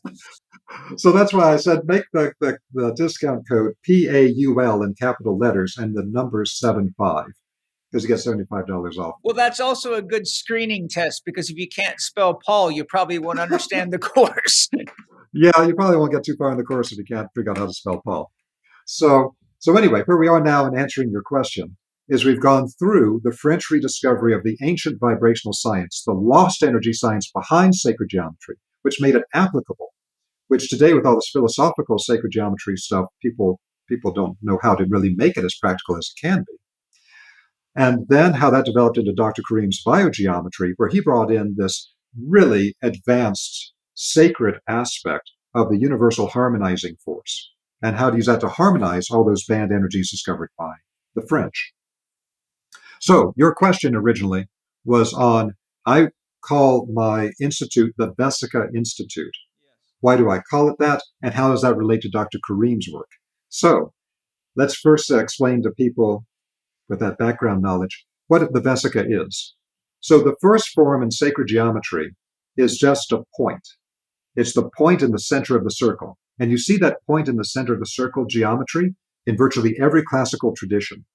So the point in the center of the circle is the secret of how the zero-dimensional point, the singularity, the one, the divine plane, then moves out and expands outward, like the expansion of the Big Bang described in physics, to become a sphere of creation. So the point in the center of the circle is really a point in the center of a sphere. The sphere is the archetypal, perfect harmonized form to contain creation, whether that creation is a cell in your body, whether that creation is a planet, whether that creation is the universe. And so we see the point in the center of the circle being used as an image in ancient sacred geometry, where in the ancient Egyptian tradition, it was the image for Ra'ah, the netter or being of the sun, the forces of the sun itself, because the sun is the center of our solar system, and everything moves around that center. And without that, there's no life, there's no heat, there's no life energy. So the symbol for the sun is the point in the center of the circle. If you look at alchemy, it's the symbol for gold. If you look at the work of the Rosicrucians or the Freemasons, they'll show you in their books a point in the center of the circle, and it'll be labeled the Godhead, because that's the actual form of how you connect to the Godhead in the center. Dr. Karim has made that practical in biogeometry, how you actually connect to the energy of the center in architecture, in design, in all types of methods using shape, sound, color, motion, angle, proportion. And so the point in the center of the circle is about that original divine unity in the center, and then it moves out to the encompassing sphere that becomes a container for energy and consciousness. Now, that sphere can be a unity. If you double it and it splits like a fertilized egg in a mother's womb and has the original split of the fertilized egg, then the one becomes two. And it literally forms a Vesica Pisces in the mother's womb with the original fertilized egg where one splits to two, then has all the other splits to create the body. And then the functional energy fields of sacred geometry, the life forces, then create the force outline that the replicating cells begin to differentiate according to the stem cells and create all the different parts of the body. So that moving from unity, the first circle or sphere, into duality creates a Vesica Pisces, two overlapping circles, and where they overlap creates a perfect almond-shaped form in the center. In the East, you might see the Buddha in that center of the Vesica.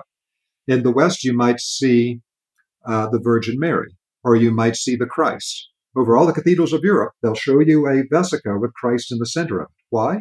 Because these beings hold a balance connected to the divine in the center of the yin and the yang, the positive, negative, the spirit and matter. That was a complete understanding in the ancient world. So a very important part of this is that to create the Vesica Pisces, you have one circle of a given size. When you add another circle of the same size, its outer boundary must touch the center of the first circle. And then the outer boundary of the first circle will touch the center of the second circle. So that means that the periphery of creation connects to the divine, the source of creation, in that connection of the periphery and center in the Vesica Pisces. Now, often this type of thing, if it's spoken about at all, and this is very rarely spoken of, is spoken of as a philosophy. It's not just abstract philosophy. This is an energy science. This can be applied. We use variations on this form in biogeometry to create energetic fields. It's very important.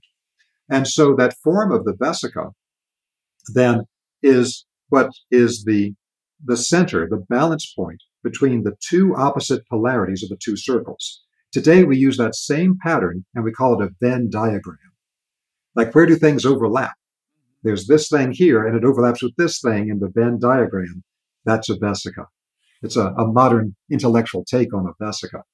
So I call my organization the Vesica Institute because it's about teaching how spirit and science connect, how spirit and matter connect, how consciousness and energy connect. And for higher level alchemy, yin and yang connect, masculine and feminine, like with Tantra. Everything's based on the unity of these two polarities in the center, the Vesica.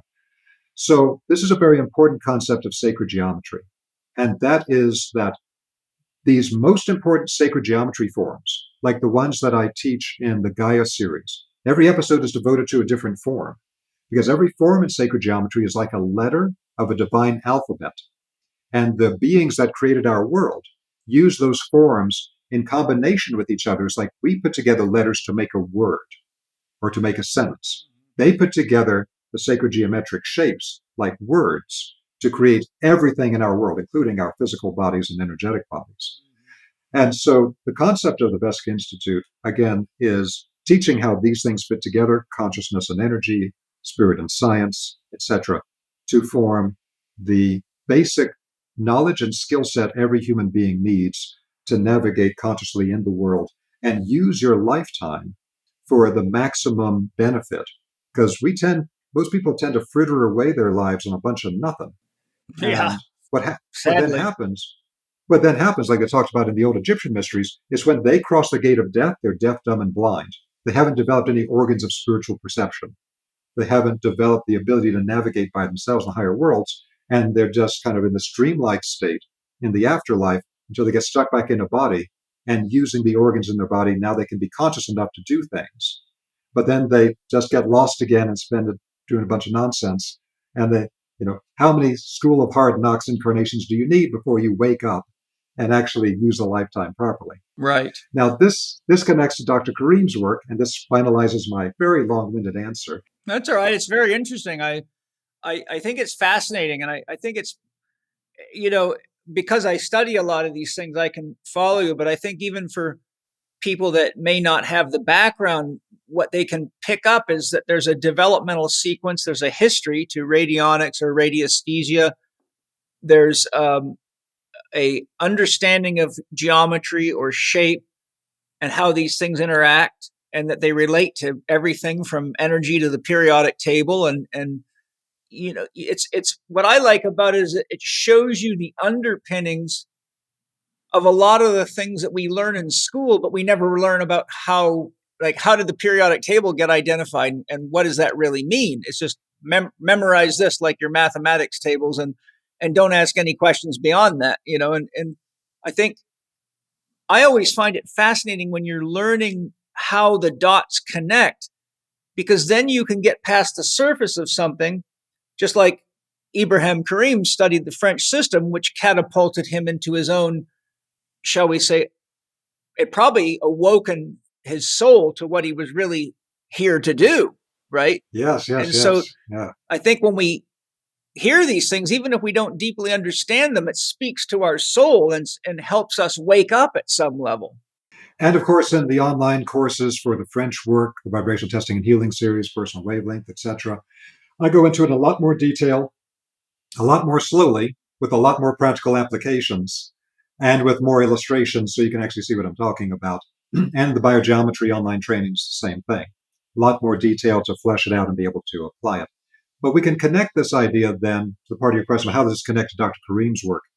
That, again, the Vesica creates that harmonized balance point, which is that harmonizing energy of the BG3, the one energy quality Dr. Kareem talks about, and that biogeometry is focused on creating and manifesting, in the midst of the energy on that outer periphery, which is polarized and connected to the 12 bands of energy that we use in biogeometry.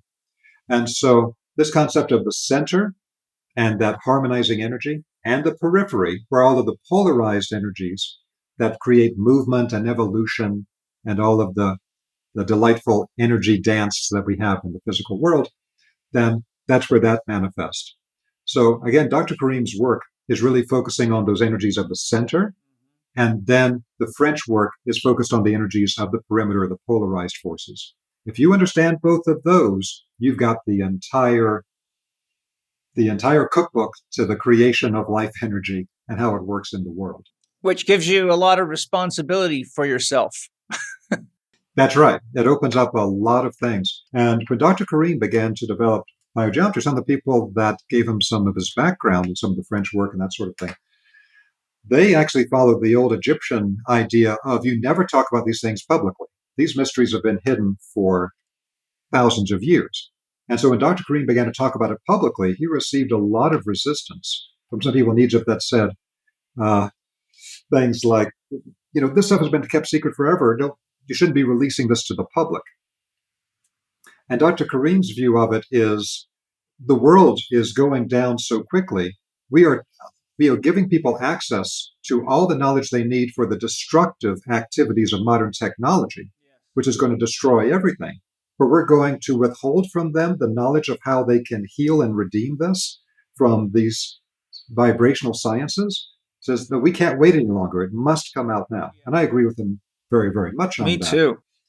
And also we've received resistance on things like, people saying, if you're going to teach it to anybody, don't teach it to the Americans. It's like, who's guaranteed to do something crazy with it? That's like saying, if you're going to teach health, don't go to the sick people. And Dr. Kareem, who's a joker, he would like jokingly reply like exactly what you said. Yeah. That, if anybody needs to learn this, it's the Americans.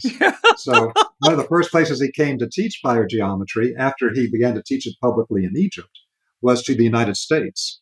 And I was so fortunate to be able to come to one of his first trainings in the United States. And I was the guy that was always there at all the trainings, taking all the notes, silently taking it all in. And that's why he invited me several years later to be the first person outside of Egypt that he would authorize to teach biogeometry. And that's just another indication of how smart he is. Well, thank you. I appreciate that. I think I just kept turning up and he had to do something with me. Hi, everyone. I hope you're enjoying the show. I wanted to take a moment to tell you about a product that I think everybody could really use. It's Symbiotica's activated charcoal, which is a beautiful daily detox. Most people have no idea how toxic their bodies are until they get very sick, and if they're lucky enough to have a holistic physician that runs tests on them, they usually find out pretty quick. They've got all sorts of environmental chemicals, plastics from foods, bisphenol, you name it. I have seen some shocking environmental toxicity tests come back when I run functional medicine tests on patients. But I've been using Symbiotica's activated charcoal just as my sort of backup detox plan, and it not only tastes good, it works super good, but better yet, they've improved the formula. So I asked Shervin if he'd come hang out with me and tell me all about it. So Shervin, what's new and why should everybody consider this product? Well, it's a brand new product. Okay, so we moved it from the Myron glass bottle into 30 sachet tearaways. So it's versatile. Like a daily dose. Yeah, and you can take it anywhere you want. You're on a plane, right. You're out on vacation, you're out on the street, you're out at the bar, you're out at restaurants. It's put in your pocket. That's how we all use it. Yeah. And we also upgraded the actual formula. We added zeolite and bentonite clay. So it's a trifecta of coconut charcoal, zeolite, and bentonite clay. And this helps so many things. And as you said so eloquently, we're in a toxic world. Yeah. We're in an industrialized world. Yes. Where everything's off-gassing. We have EMFs, we have poisons, there's things in the soil, there's things in the water supply, the food. We don't even know what the hell the food is anymore. No. This helps reduce gas and bloating. This brings on an antioxidant style protection, promotes healthy skin, supports liver detox. So it's like almost adding another liver in your body. Yeah. Or it takes the burden off the liver. Yes. Which is what we want to do. We want to reduce the amount of toxic load and burden that our vital organs are basically under assault with. Yes. And taking something so simple that's delicious, that's all organic, is the best ever. And also a really nice side effect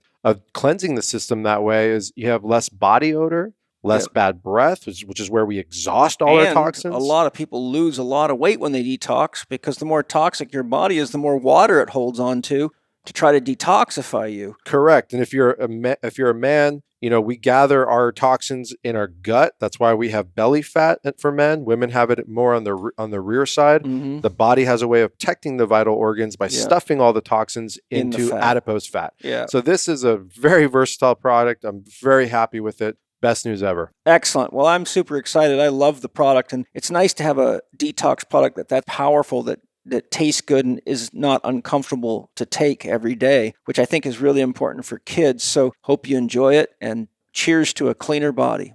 To get 15% off this product and all the other amazing products by Symbiotica, go to symbiotica.com and use the promo code L4D15 at checkout. That's symbiotica.com, CYMBIOTIKA.com, with the promo code capital L, the number 4, capital D, and the number 15.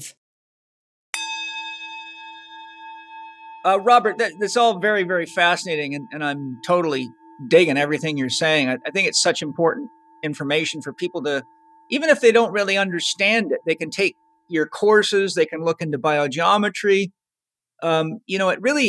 It's like, it's opening a whole new vista of realization where somebody can actually learn that there's so much more that they can do, not only to empower themselves, to take care of themselves, but to understand the deeper mysteries of who are we? How did we get here? What is this all about? I mean, since I was a child, those questions just pestered the hell out of me, and ultimately is what led me to creating my own institute and sharing what I found, because I found it was so important. I'm like, how can anybody function without this stuff? You got to know some really important basic things. As you were talking, a couple of things popped into my head. I wondered if you could tell me, where do information fields fit into this radiesthesia, biogeometry, sacred geometry model? So the idea of information fields is connected with what in the ancient world would be considered to be the science of thought forms. And so we have to understand that what happens is that certain phenomena are characterized with certain terms in certain times and places, and then the same phenomena is described slightly different terms in another time and place, and sometimes from a slightly different perspective.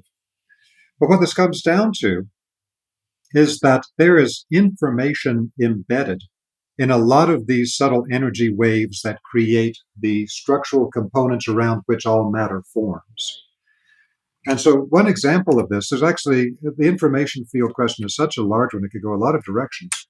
But one aspect of it is that in the work happening today with microcurrent healing, these incredibly small electrical charges with a very specific frequency, we know that specific frequencies have information that creates specific biological activities in the body. And so there's an embedded information aspect of this. And this is one of the great debates when it comes to things like EMF safety. According to government regulatory authorities and industry, the only thing you have to worry about with EMF is when it gets so intense it begins to heat up your tissue and burn you.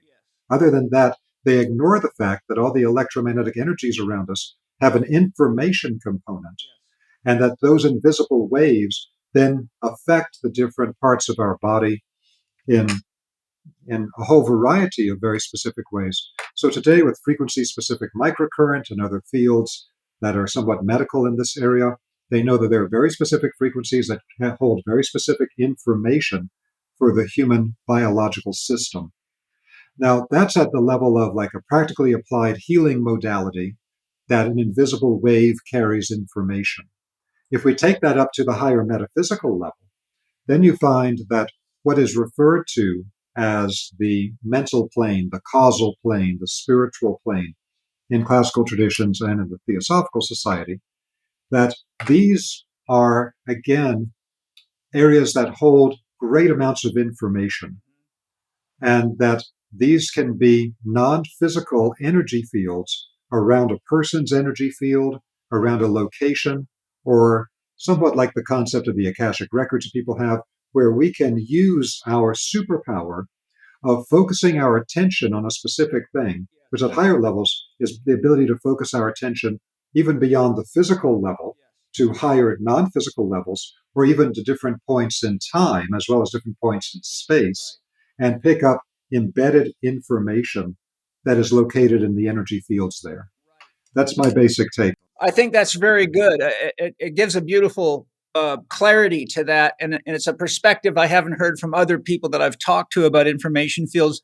But it makes me want to ask you a question, because this is my own conception and belief, and maybe you can either confirm it or correct me on it. I feel that when we have a specific intention, that we're not only generating an information field, but we're coming into sympathetic resonance with anything in the universe that already contains the same information. Is that a correct concept? I agree with that 100%. It's something that we see all the time for practical applications in biogeometry. This whole concept, one of the foundations of biogeometry when Dr. Karim constructed it is called the physics of quality.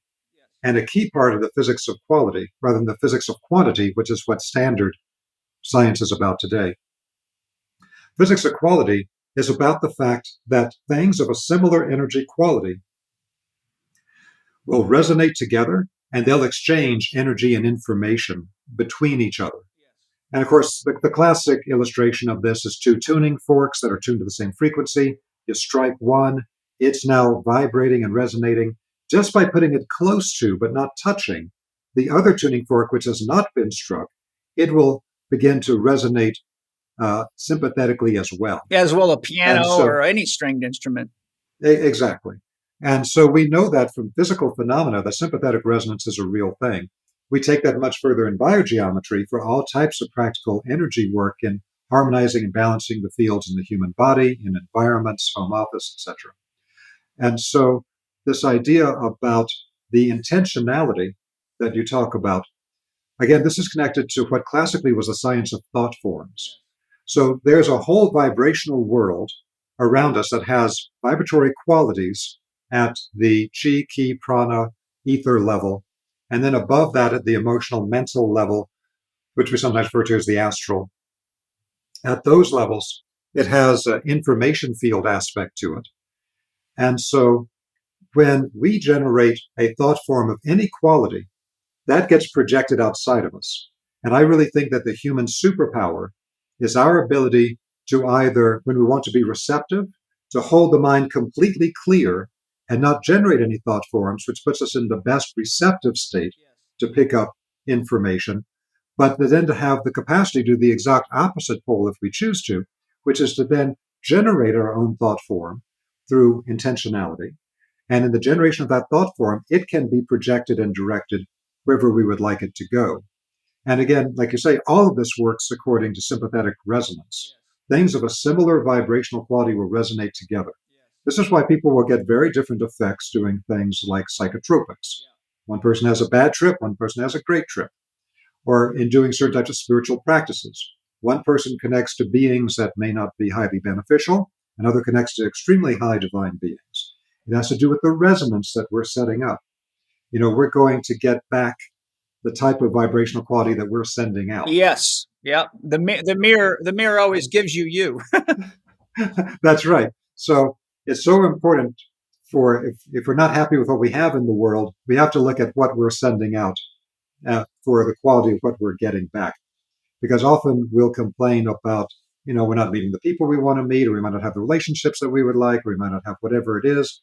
But we have to look at, am I really giving out that quality of energy and information in my consciousness field? That's what I'm wanting to get back from the world around me. Or is it full of all these lower thought forms and negative emotions? And of course, that's like, again, Metaphysics 101. Clean up your own stuff. If you want to get better stuff from the universe, you got to send out stuff of that same quality. You got to give it, and then you get it. Yes. Love is a boomerang, I say. Yeah. The next question should be simple. Is radiesthesia the same as radionics? No, it's not. Radiesthesia, now they have some similar properties that they share. There's a Venn diagram for where they overlap. But radiesthesia is, again, based on the concept of being able to detect and direct subtle radiations that are too subtle to be picked up by electromagnetic equipment.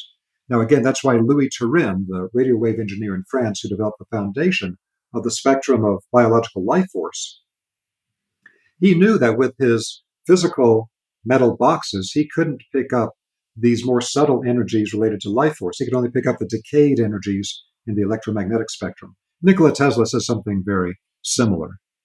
And so with this basic idea then, radiesthesia can use almost anything to pick up those subtle radiations, but the primary thing that's been developed over thousands of years, including ancient Egypt, is to use particular types of rods. And we see the old Egyptian priests shown with their rods, their staffs, Yes. right? Yep. Then Moses was trained in the Egyptian temples. He had the rod of Aaron, and he could part the Red Sea and these types of things. So the rod is a part of this. And the rod acts like an antenna structure. And the other thing that you have is the pendulum. The pendulum is simply a device that can move freely.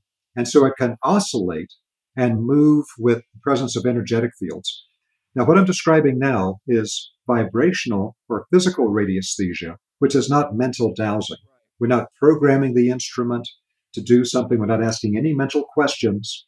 Instead, we tune the instrument to pick up these energy fields through the material that the rod or the pendulum is made of, through the shapes and the angles that are built into the pendulum or rod, where we hold the rod to tune the antenna, or where we calibrate the string length on the pendulum to tune the pendulum.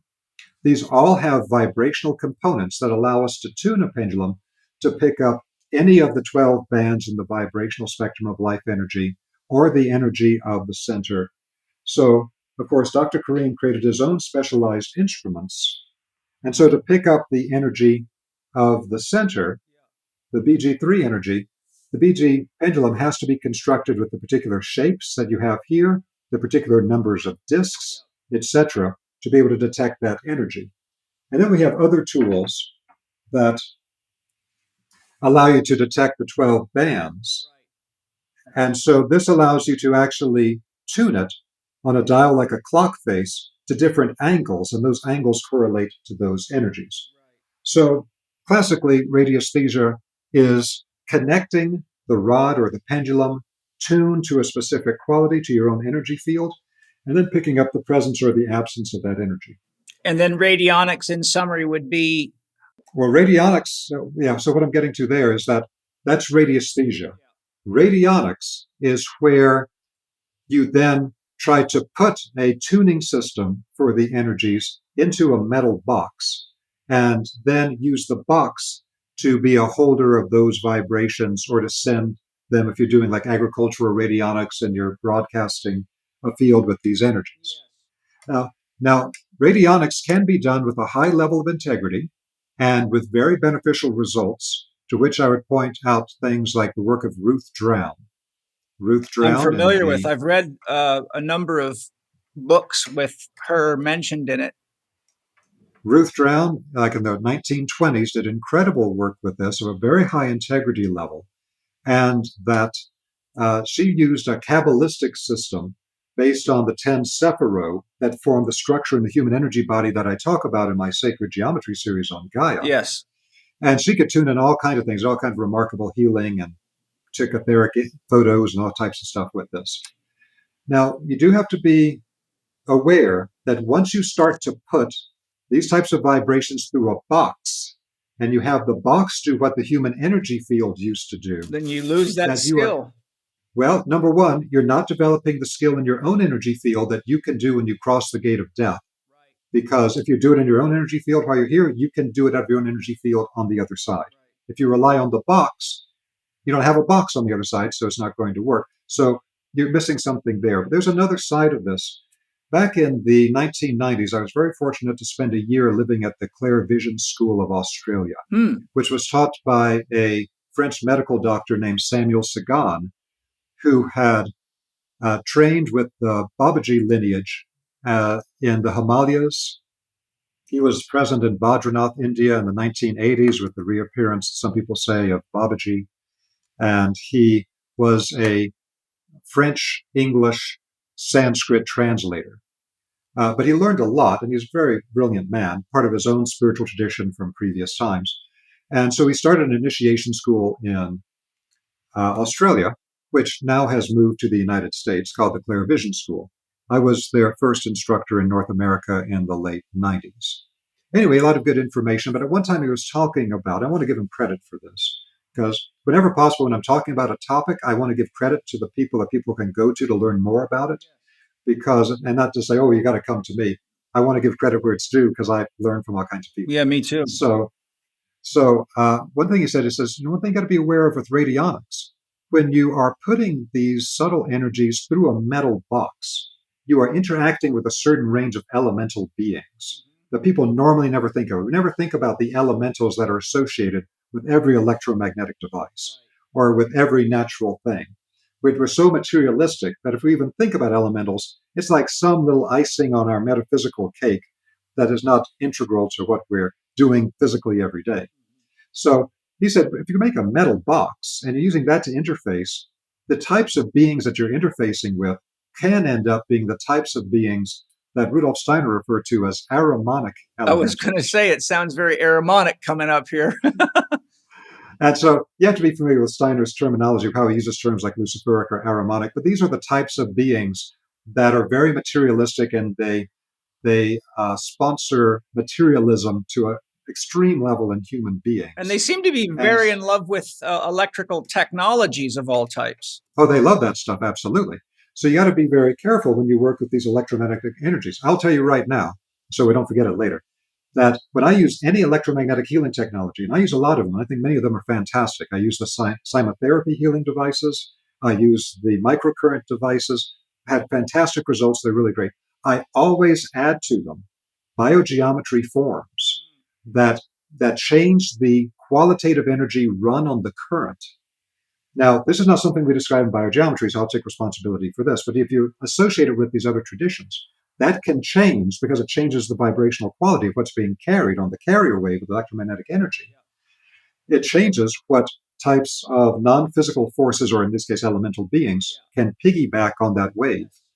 So if you're using radionics, I would recommend applying biogeometry corrections to it in a way that's going to clean up the energy, because otherwise you could end up with these types of elemental beings that have had an Ahrimanic, hardening, materialistic, somewhat corrupted influence if you're working in running the things through a metal box. So we don't use the metal box radionics thing in biogeometry.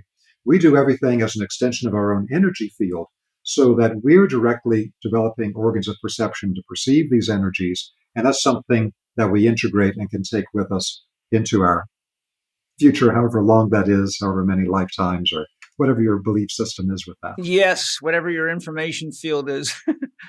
Yeah. Well, one of the things that I remembered as you were talking about, because I've read a lot of books on these types of things, is that there was a book in one of the biodynamic farming. It's a book on biodynamic farming with chapters by a lot of different authors, and one of them was an expert in radionics. But he talked about how in the beginning, when he was learning radionics, he made some mistakes, and he described all the crazy things that started happening on his farm. There's just wild stuff, from, weird insects coming to, water problems, to just like stuff. And he realized that when he took the radionics out, that everything normalized. He realized that he had to figure out what he was causing, because he didn't realize the ramifications of what he was doing. The next question I wanted to ask you is, can I make a quick comment on that? Yeah. Because I think that's super important. That if you just have a box and you start tuning it to these different esoteric frequencies, then you better have a method of directly detecting the waves that you're generating and what the quality of the waves are. Most people don't have that, and including people in radionics. So they have like some ideas through trial and error. This does this and this does that, or this is my intent. But like you're saying, I appreciate people that are honest enough about it to say, hey, I made mistakes. Hey, this didn't go well. So I want to point again to the importance of Dr. Kareem's work in biogeometry, because Dr. Kareem doesn't have us work with any type of subtle energies for modification purposes or improving them until we know how to directly detect the exact quality of the energies that we're generating. Because if you don't have that, you could end up generating monsters. Yeah. And so Dr. Kareem's system that he put together based on the French work and then moving forward into all of his own work and new advancements allow us to directly detect, and we know exactly what kind of vibrational qualities are being generated by any activity we do in biogeometry to harmonize and benefit the energy fields of any person, place, or thing. And that's what's missing from a lot of stuff today. Yeah, and that brings up an important point. You used a very interesting term. I know you use it as metaphor, but I think there's some real truth to it, because as I've shared with you before, I'm clairvoyant, and I also work with a lot of people that have had possessions and all sorts of stuff. So I'm looking into their subtle energy field, and having studied Steiner a lot myself and understanding the Ahrimanic concept, we've got a lot of very, very advanced, very dangerous technologies, especially things like satellites and 5G cell towers all over the place, without listing them all, military technologies. And these things are actually, in my opinion, generating these Ahrimanic forces or these negative beings. And I think they can be very involved in, as Arthur Furstenberg shows in his book, The Invisible Rainbow. Every time they built a new radio tower of any size or a new radar tower, then there was a breakout of influenza. And they've, so what I'm saying is a lot of people haven't made the connection that you're releasing these forces that have their own creative influences. But if you release a force with a negative creative influence relative to the biology and the harmony that has to be maintained to keep a human body functioning and healthy, or any living organism in nature, then you can start getting a lot of problems, such as forest dying, which happens, and throwing hormones out of balance, and every other thing you can imagine. So I think that's a very important reason to understand why using the L90 or the biogeometry pendants or the home kit, because there is so much invisible forces that people aren't even aware of that can severely affect health. But the the biogeometry technology I find it to be a very broad catch net. I don't think there's too much that can escape, for example, the home kit. Would you agree? Yes, absolutely. So one of the things about the work Dr. Karim has developed here, again, because it's based on a foundation, we start teaching people from their very beginning in biogeometry to be able to directly detect the quality of the energy that you're generating so that we know it's beneficial and not harmful. This doesn't hardly exist anywhere else, even in modern metaphysics today. And this becomes very dangerous. I often will go to various types of trade shows, and people have their booths and they're selling different vibrational tools and things. And I talk about this is the greatest vibrational tool. It'll fix your cell phone. It'll fix your house. It'll fix all this stuff. Cure your disease. Sometimes yeah, exactly. It'll cure every disease ever known to man. And then if I ask them, well, what principle is it based on? They don't They know. always just kind of smile. They always just smile and say, oh, well, that's proprietary. Yeah, of course. So first of all, they won't tell you. Dr. Karim actually tells you all the principles that all of his forms are based on. He gives you the fishing pole and not just the fish. And that's something that almost nobody else is willing to do, to actually teach you the secrets of his work. That's like almost unknown. And on top of it, teach you how you can directly detect the subtle energies coming from it, to know if his devices are working or if any other devices are working. Because for any device, including the biogeometry tools, if they become too impregnated with toxic energy from like strong electromagnetic fields or things, they will need to be cleared to start working again. And that's not just biogeometry tools, that's everything that exists in the physical plane. A lot of people say, oh, my tools never impregnate. And I'm here to say, that's telling me you don't really know what you're talking about. You try and tell me if I put it inside of a psych ward, nuclear accelerator, yeah, that it's not going to get impregnated. That's total BS. Yes. If you don't know where the boundaries of your own technology are, you don't understand the technology. So it's very common that I find people with these things, and sometimes the things are saying, say, oh, feel the energy from this. And yeah, you can feel the energy from it. But one reason you can feel the energy from it is that energy is not good. Now, it will activate your energy for a short period of time. You'll feel more energetic, the same way as if I went up to you and I kind of like slammed my hands all over your chest for a while and say, hey, you feel the energy? You say, yeah, but is that actually beneficial? Over time, maybe not. So this ability to actually be able to detect what these things are giving out, I found people selling devices that are supposed to harmonize your home and things that have terrible energies. I mean, really destructive. I often talk about this in terms of the work that I do with minerals and crystals. I love minerals and crystals. I think there's a whole science behind their use in the ancient world. There's a reason why the high priest in the Temple of Solomon had to wear a certain breastplate with certain stones to enter into the Holy of Holies. This stuff is a science. And in my online crystal classes, I do my best to describe what the science is and how you can work with it. But there's a whole thing here with this where today, to make the stones look more attractive, they're irradiating the stones with nuclear radiation or applying a lot of electrical heating to it, one or the other. And particularly for those that are artificially irradiated, which is more and more stuff today, including a lot of stuff from Brazil. And food. Gets irradiated. Yeah. But the stones from Brazil, many of them are now being irradiated at the moment they leave the mine. Yeah. They have the irradiation centers right outside the mine. So, and that will improve their color. And people say, oh, this stone is supposed to help my love life, or it's supposed to help my energy, or whatever it is. And maybe it could if it was the natural stone. But now it's actually a receptacle for highly toxic energy. Some of these stones have to be put into cold storage for a certain number of months so they get low enough on a Geiger counter to be able to sell them publicly. Oh, I didn't know that. People have no idea that these stones are being so heavily irradiated or electrically heated. It destroys their beneficial qualities. Yeah, that's very interesting. Well, you brought up something about clearing and how objects can accumulate chaotic energies.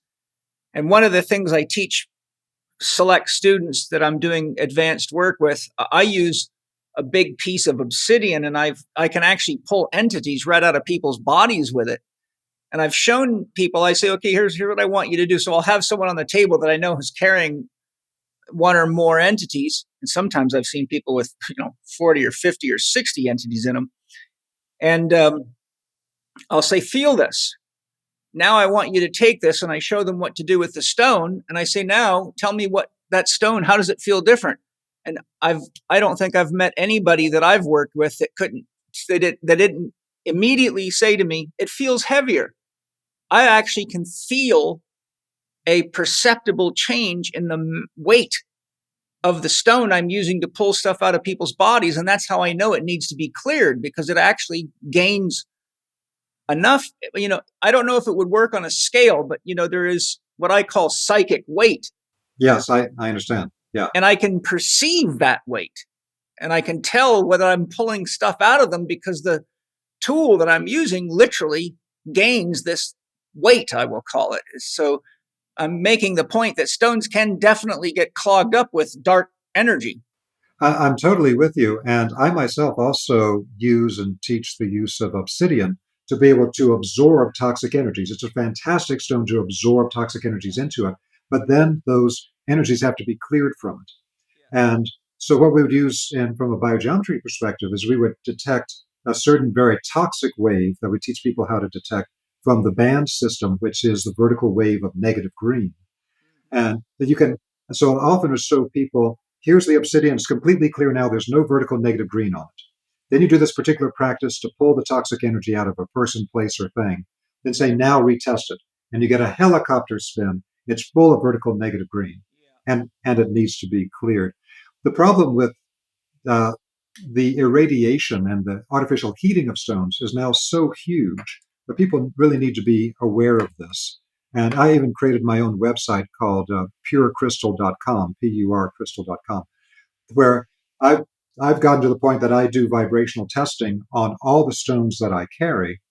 And I created my own system based on the French work to be able to detect the markers for artificial heating and artificial irradiation. So I only purchase and then sell through the website the stones that are clear of these markers, because it's so prevalent today. But this is where the biogeometry is so important. The biogeometry will teach people how to be able to detect the energy coming from the stone, the person, whatever. Is it clear or not clear? You can detect it and see.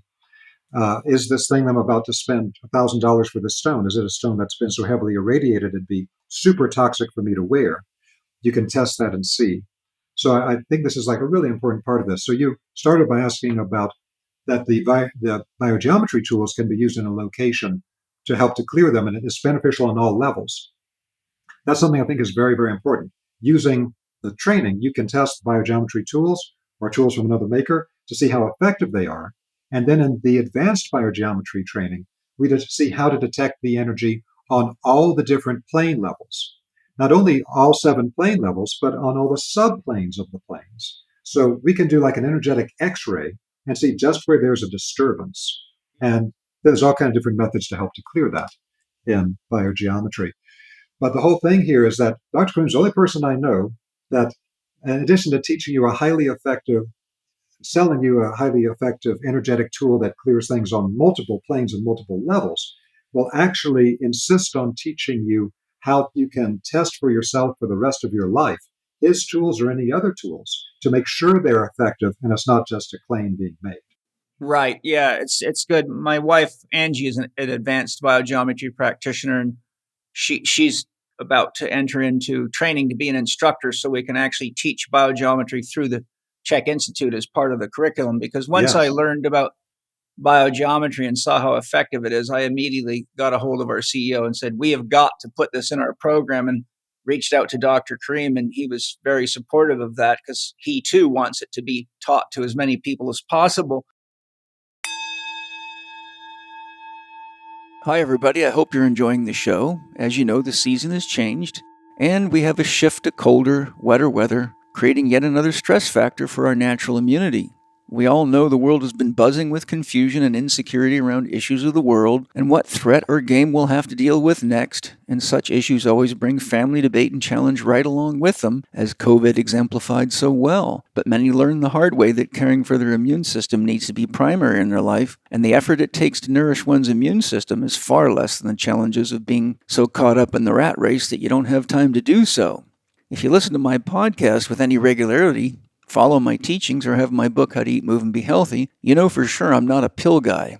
Food is man's best medicine, as Hippocrates informed us long ago, and that's what I love about Organifi's certified organic products. They are not isolates, they do not contain synthetic ingredients, and they don't even have glyphosate residues. Thank God for that. That's why I feel assured that recommending Organifi Immunity to you is a way to allow you to use real organic food ingredients as natural immune support. And Organifi Immunity is something that my own family enjoys and benefits from. So naturally, I want to share these benefits with you. Some of the key benefits of Organifi Immunity are: it is 100% USDA certified organic, contains organic, clinically researched beta-glucans. It has a delicious orange blend with low sugar.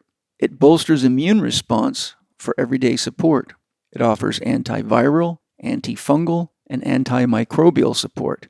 Each serving contains 500% of your daily vitamin C from organic acerola cherries, which are an excellent source of whole food vitamin C. Offers immune-boosting ginger and turmeric, and contains natural food-based sources of zinc, which also support your immune system. For additional support and rapid response, you can benefit from Organifi Critical Immune. Organifi Critical Immune is a convenient encapsulated blend of potent organic herbs designed to take for immediate onset of acute illness, such as a cold or flu, featuring Chinese herbal superstars such as Andrographis and astragalus root.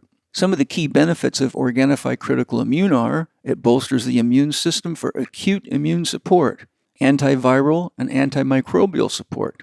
It's designed for short-term use and contains 4 potent certified organic standardized herbal extracts that have been effectively used for thousands of years to support immune system function worldwide. Organifi Critical Immune is easy and convenient to take. To support your immune system, your family's immune system, and protect your health freedom, take advantage of our special Living 4D discount offer and get 20% off now by going to Organifi, Organifi.com/Chek20 and save 20% on your purchase using the code Chek20 at checkout. And remember to spell Chek, capital C, capital H, capital E, capital K, 20 to get your 20% discount. Not only will you be giving yourself wholesome organic immune support with both of these products, but you will be adding nutrient variety to your diet, which is always an important means of giving your body the nutrition it needs to support you in ever-changing environments and having long-term health and freedom. Additionally, kids love Organifi products because they are full of nutrition that tastes good. Enjoy. The next question I wanted to ask is, I've studied not a lot, but enough to get a basic understanding, sonic geometry. I just wanted to ask you, how does sonic geometry fit into everything we've been discussing so far? For me, it's one of the most important topics. It's one that often when I give public presentations, it's what I really feature in my slideshows and things, to be able to show people that these invisible waves of sound structure all of matter. And so this is the field of cymatics. And so I've worked with people in the cymatics field now for decades. And I also work with Mandara Cromwell, who's the person who is the leader of cymatherapy, how to apply the cymatic sound waves in complex sound codes, a method developed by Dr. Peter Guy Manners in Britain in the mid-1900s, but now moved up to a higher level of technology. So what you see in cymatics, which was developed by a Swiss medical doctor who was a student of Rudolf Steiner's back around Hans Jenny Jenny in early 1900s, was that they started out with like Chladni plates, in which you'd have just like a metal plate that would have powder on it, and you draw like a violin bow across the side of it. And according to the note you created, it would immediately form up the amorphous mass of powder into a very specific geometric mandala. And now we can do it like Hans Jenny did. He would use pastes and gels and liquids, and you could see that whenever you get this invisible wave of sound, it will immediately structure the physical matter. And one reason that he did this, because he was a student of Rudolf Steiner's, is to show people the existence of etheric formative forces. This is the same idea as I've described before about the sacred geometry energy fields, which are the wave aspect that then collapse to the particle. It's the waves that actually construct the form of the human physical body, that give it its form. And so with the sonic waves, This can be taken very, very far, but it shows people visually in a very immediate way. Change the sound vibration in an invisible wave, and it will immediately change the physical structure of what's being impacted by the wave. It shows people visually how invisible waves actually create all form and all energy patterns. Then you've got the aspect where once they discovered what these different vibrational sounds do in creating these structures, as I mentioned, a British osteopath named Dr. Peter Guy Manners in the mid-1900s created a system at his clinic outside of London where he could apply complex sound codes. And one of the fascinating things about the cymotherapy sound codes is he found that his goal was to be able to restore the core resonant frequency in the organs of the body, connective tissues, energy field, everything. And so what he found is that using just one sound alone was not sufficient. 2 was not sufficient. 3 was not sufficient. 4 was not sufficient. It required a combination of 5 precise sound frequencies together in a set to be able to fully restore the resonant frequency and function of any part of the human body and energy field. This was called the Secret of 5, and it was not released publicly for, I think, like 50 years of his work. It was just a secret of his work. But the Secret of 5 is very important, bringing together those different frequencies into a sound complex code.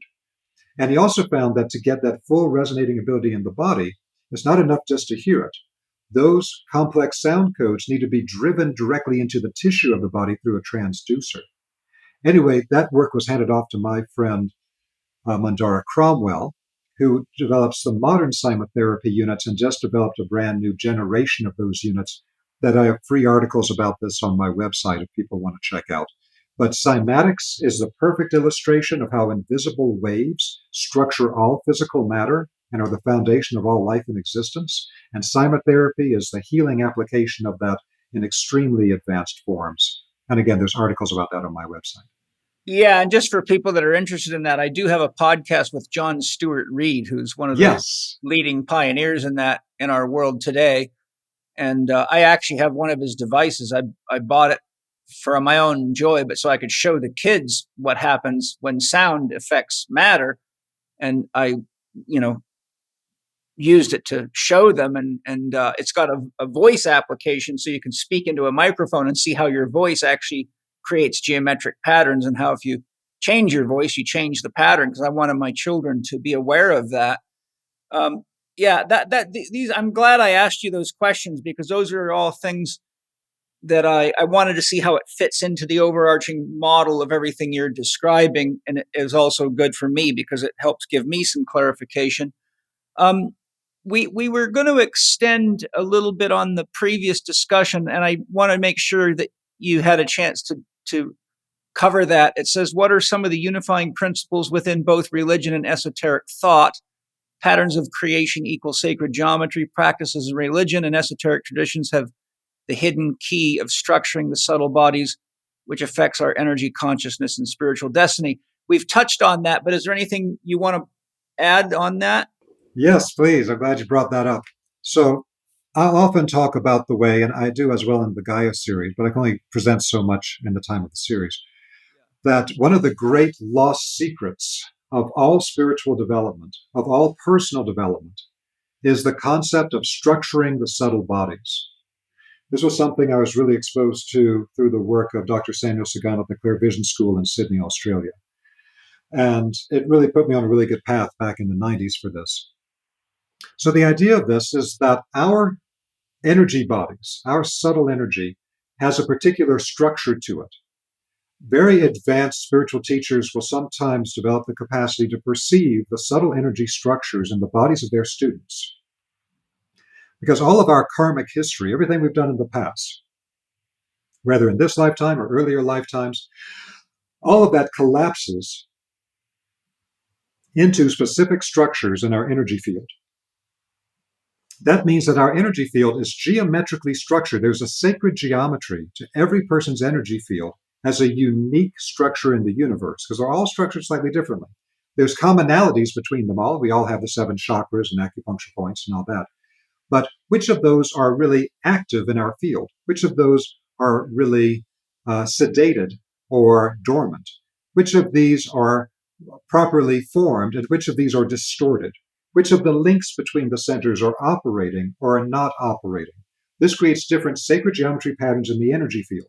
For someone who's very advanced in this as a spiritual teacher, they might even be able to see what spiritual traditions a person trained with earlier in this life or another life, because the practices you learn from any spiritual tradition invisibly structure the energy in your field, even though that's rarely discussed.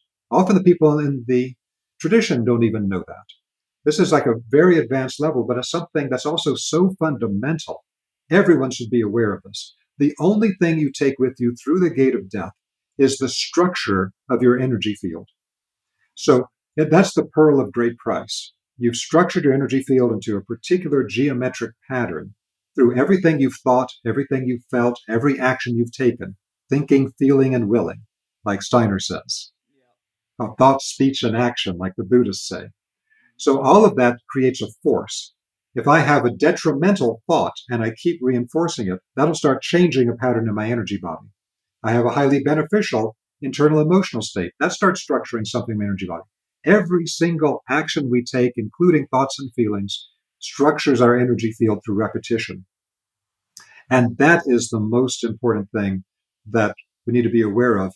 And it also, once you know that, it opens up into all these other areas. So, for example, when you are, as I mentioned before, training with a particular tradition, all of the practices of that tradition are meant to structure your energy body into a particular form that gives you particular siddhas, or particular powers, as they describe in the Himalayas.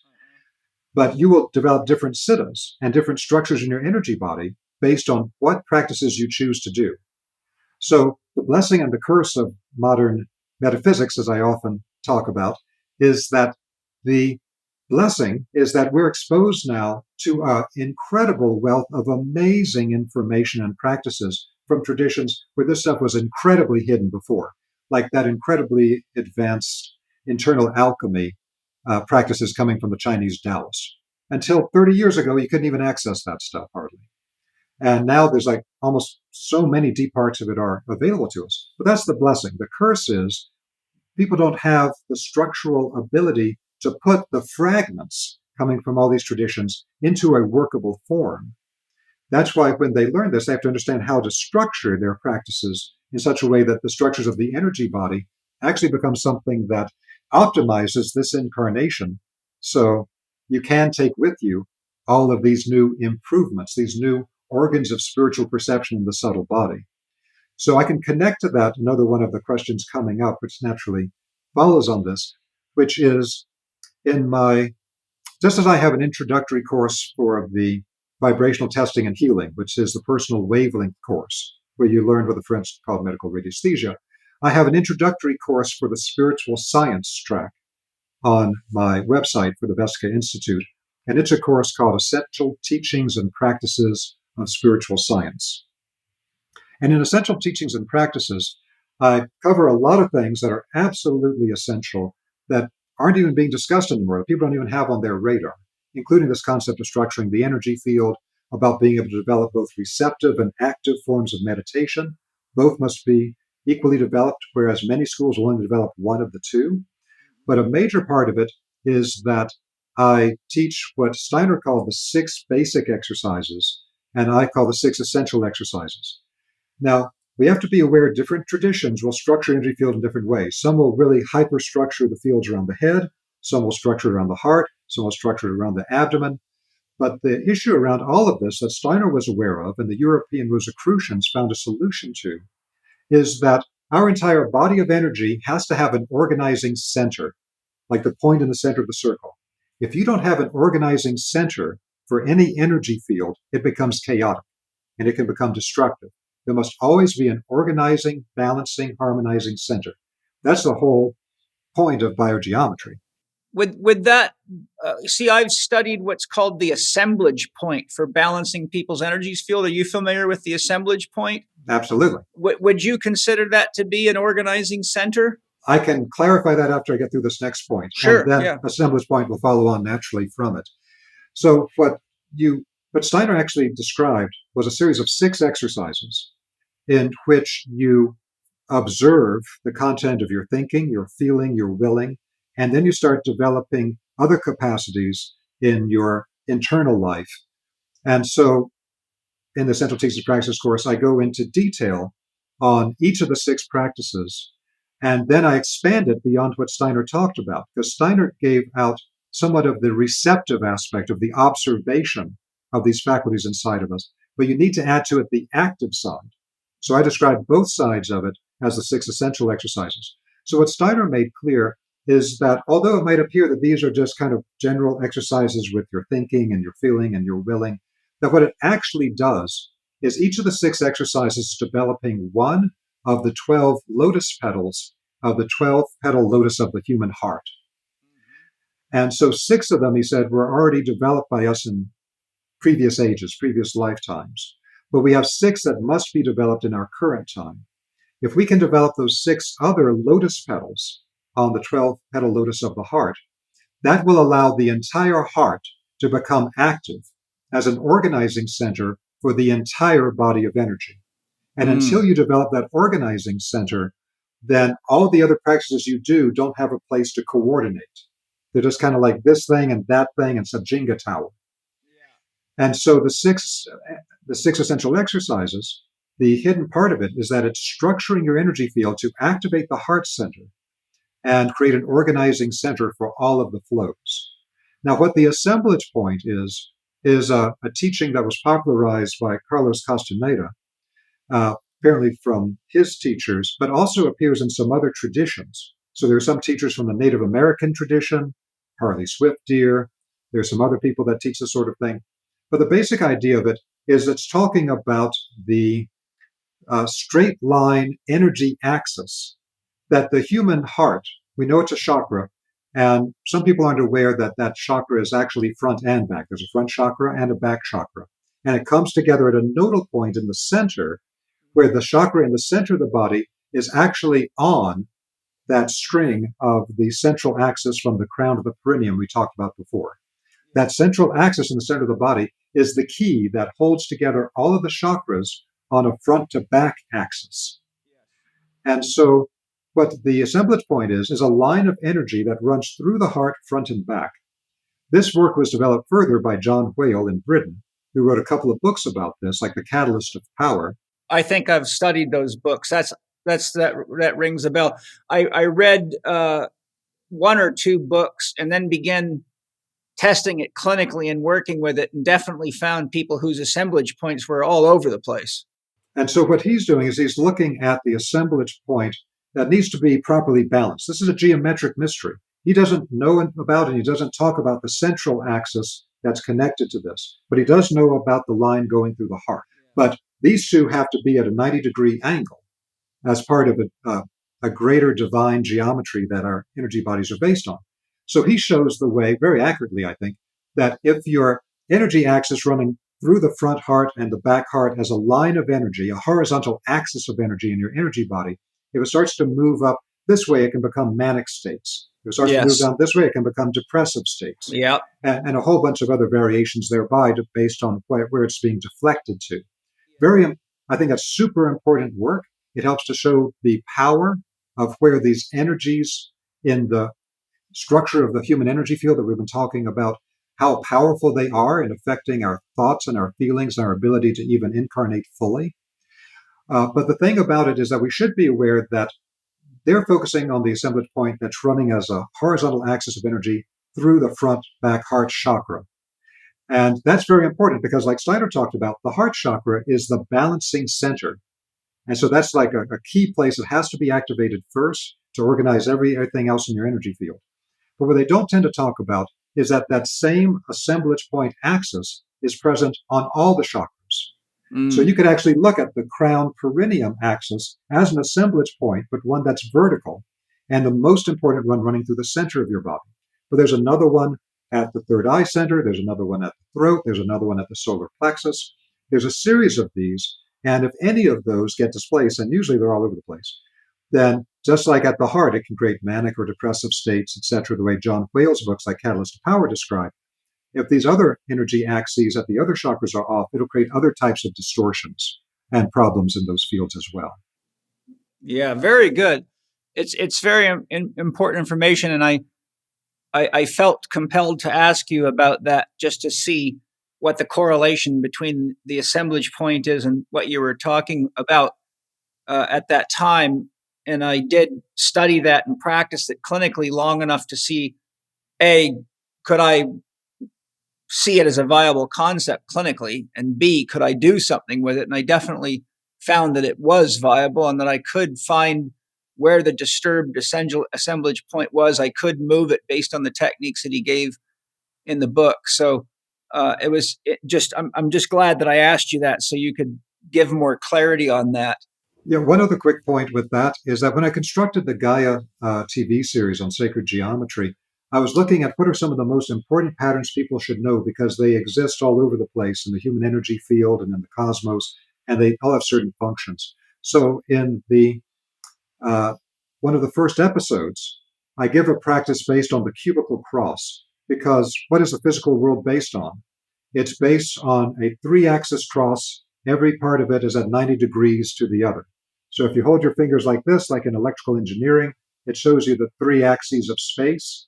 And so it's front, back, side to side, top down. That becomes the framework for constructing a physical body in a 3-dimensional world.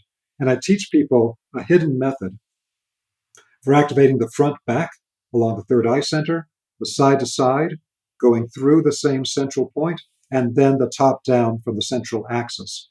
That creates a 3-axis cross that goes through the cave of Brahma, the third ventricle of the brain, and it stabilizes the activity or the activation of the fields in the head. And that's why I felt it was important to teach people then in detail the 6 essential exercises from Steiner to activate the heart as the whole organizing center in the Essential Teachings and Practices of Spiritual Science online course, which we're also offering a discount for the people in your listenership too. Yeah, well, that's fantastic. It's the same code too, Paul 75, isn't it? That's right. Yes. Yeah. And so if you can't spell Paul, you won't understand the course. That's the new rule. Very, very amazing stuff. I can tell already this is a podcast people are going to need to listen to 2 or 3 times and take notes to digest it. But the thing I love about what you're sharing is that you do have these courses that take people step by step through these things. And I can't recommend enough your Gaia TV series on sacred geometry because it's, I've studied a lot of stuff and I found myself, not only was I fascinated with your course, but a lot of the things that I'd studied, you were able to actually take me deeper because I could actually see what is hard to see when you're studying deep concepts in a book. And I'm left to my own visualizations. And there's not too many people that I can talk to like you that have enough depth in multiple fields because I have studied a lot of fields and practice in a lot of fields. So I talk to people that might be an expert in sacred geometry or written a book, but they don't know anything about health or chakra systems or whatever. So I get this sort of like monochromatic view. And that's one of the beautiful things that I think you offer anybody that's a student of yours or even watches your show is this really holistic, integrated approach to understanding all these things. I mean, if you were to take a list of everything we've talked about, we've probably covered about 12 different fields of study already. Did you want to say something? Oh, I really appreciate that so much. That really is when I created the Vesica Institute, the goal was to be able to create something that unified different advanced topics together so you could see how they interrelate. That's one of the things that I really emphasize in the trainings, that all of these things relate to everything else. And I think that's one of the strengths of the Vesica Institute work is being able to bring in the connections, the hidden connections between these bodies of work that I think is so absolutely vital. And working with that, there's a way to be able to explore topics that people can save a tremendous amount of time if they're presented the information in a very clear, concise form. I think it sounds like hyperbole, but I've seen that it can be like 100 times time accelerator. Oh, absolutely. To go out and find the different books and then study all those, try to figure that out. Then how does that relate to this? We do our best to accelerate that process tremendously for people while still keeping them free so that they see how the different topics relate together.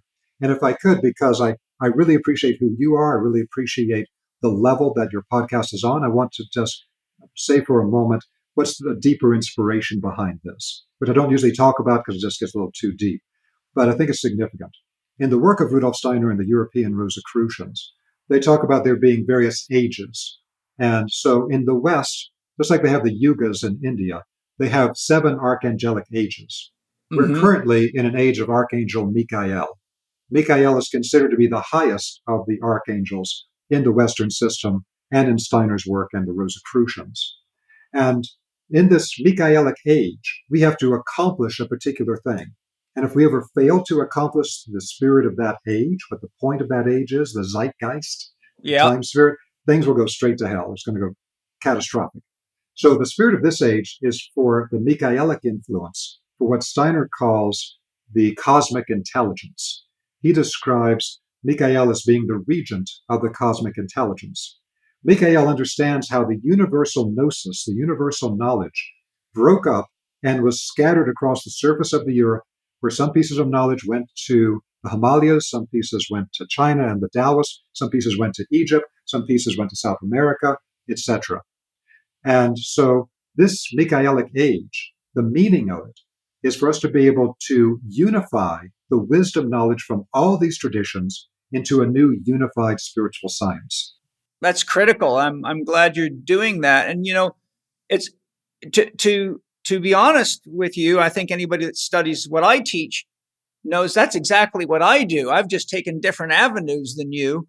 Yeah. But I've really tried to show people how everything from the soil, the food you eat, the way you breathe, the way you move, the way you think, what you believe in, what your spiritual practices are, and the energetic construction of the psyche and the body are all integrated. And that this is why I teach 6 foundation principles: nutrition, hydration, sleep, breathing, thinking, and movement.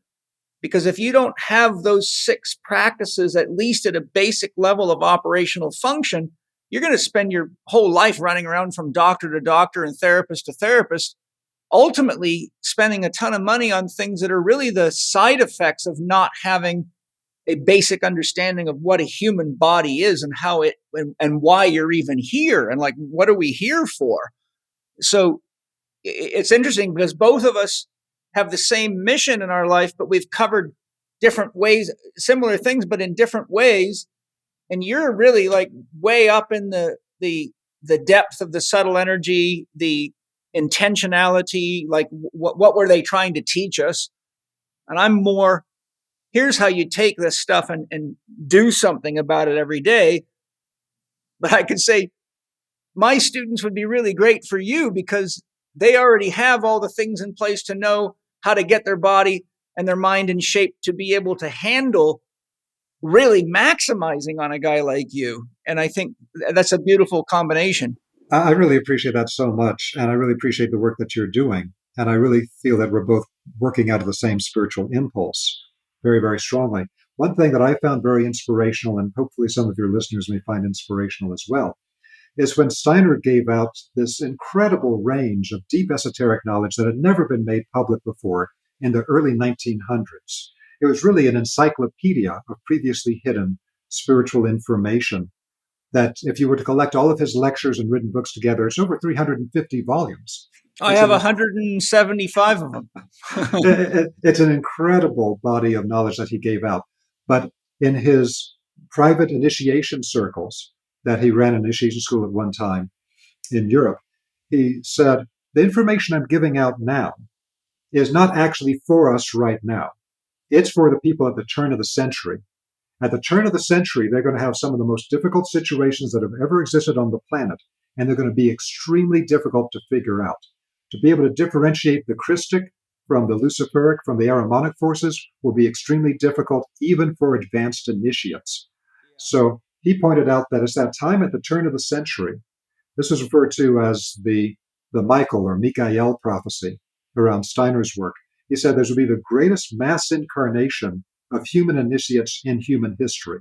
They're all going to come at the same time at the end of the century. That's what this information is for, that time then.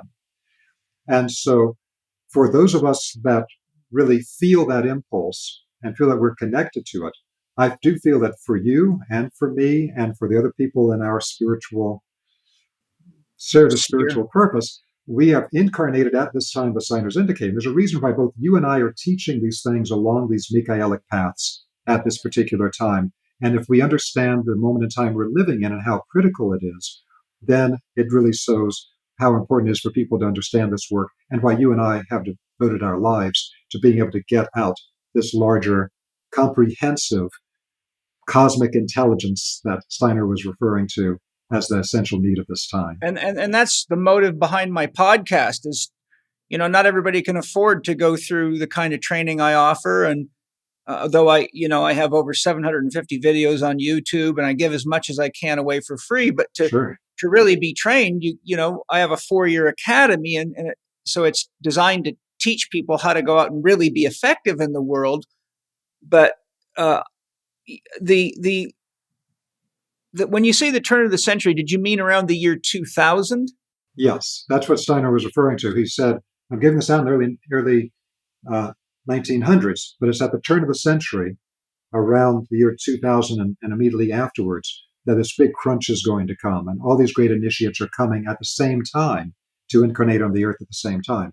But now that's the good side of it. The bad side of it is they're all coming here because there's a huge challenge and danger at this time. Yeah, I think we're already seeing that. I mean, if anybody that's got a phone should know what the hell that's all about.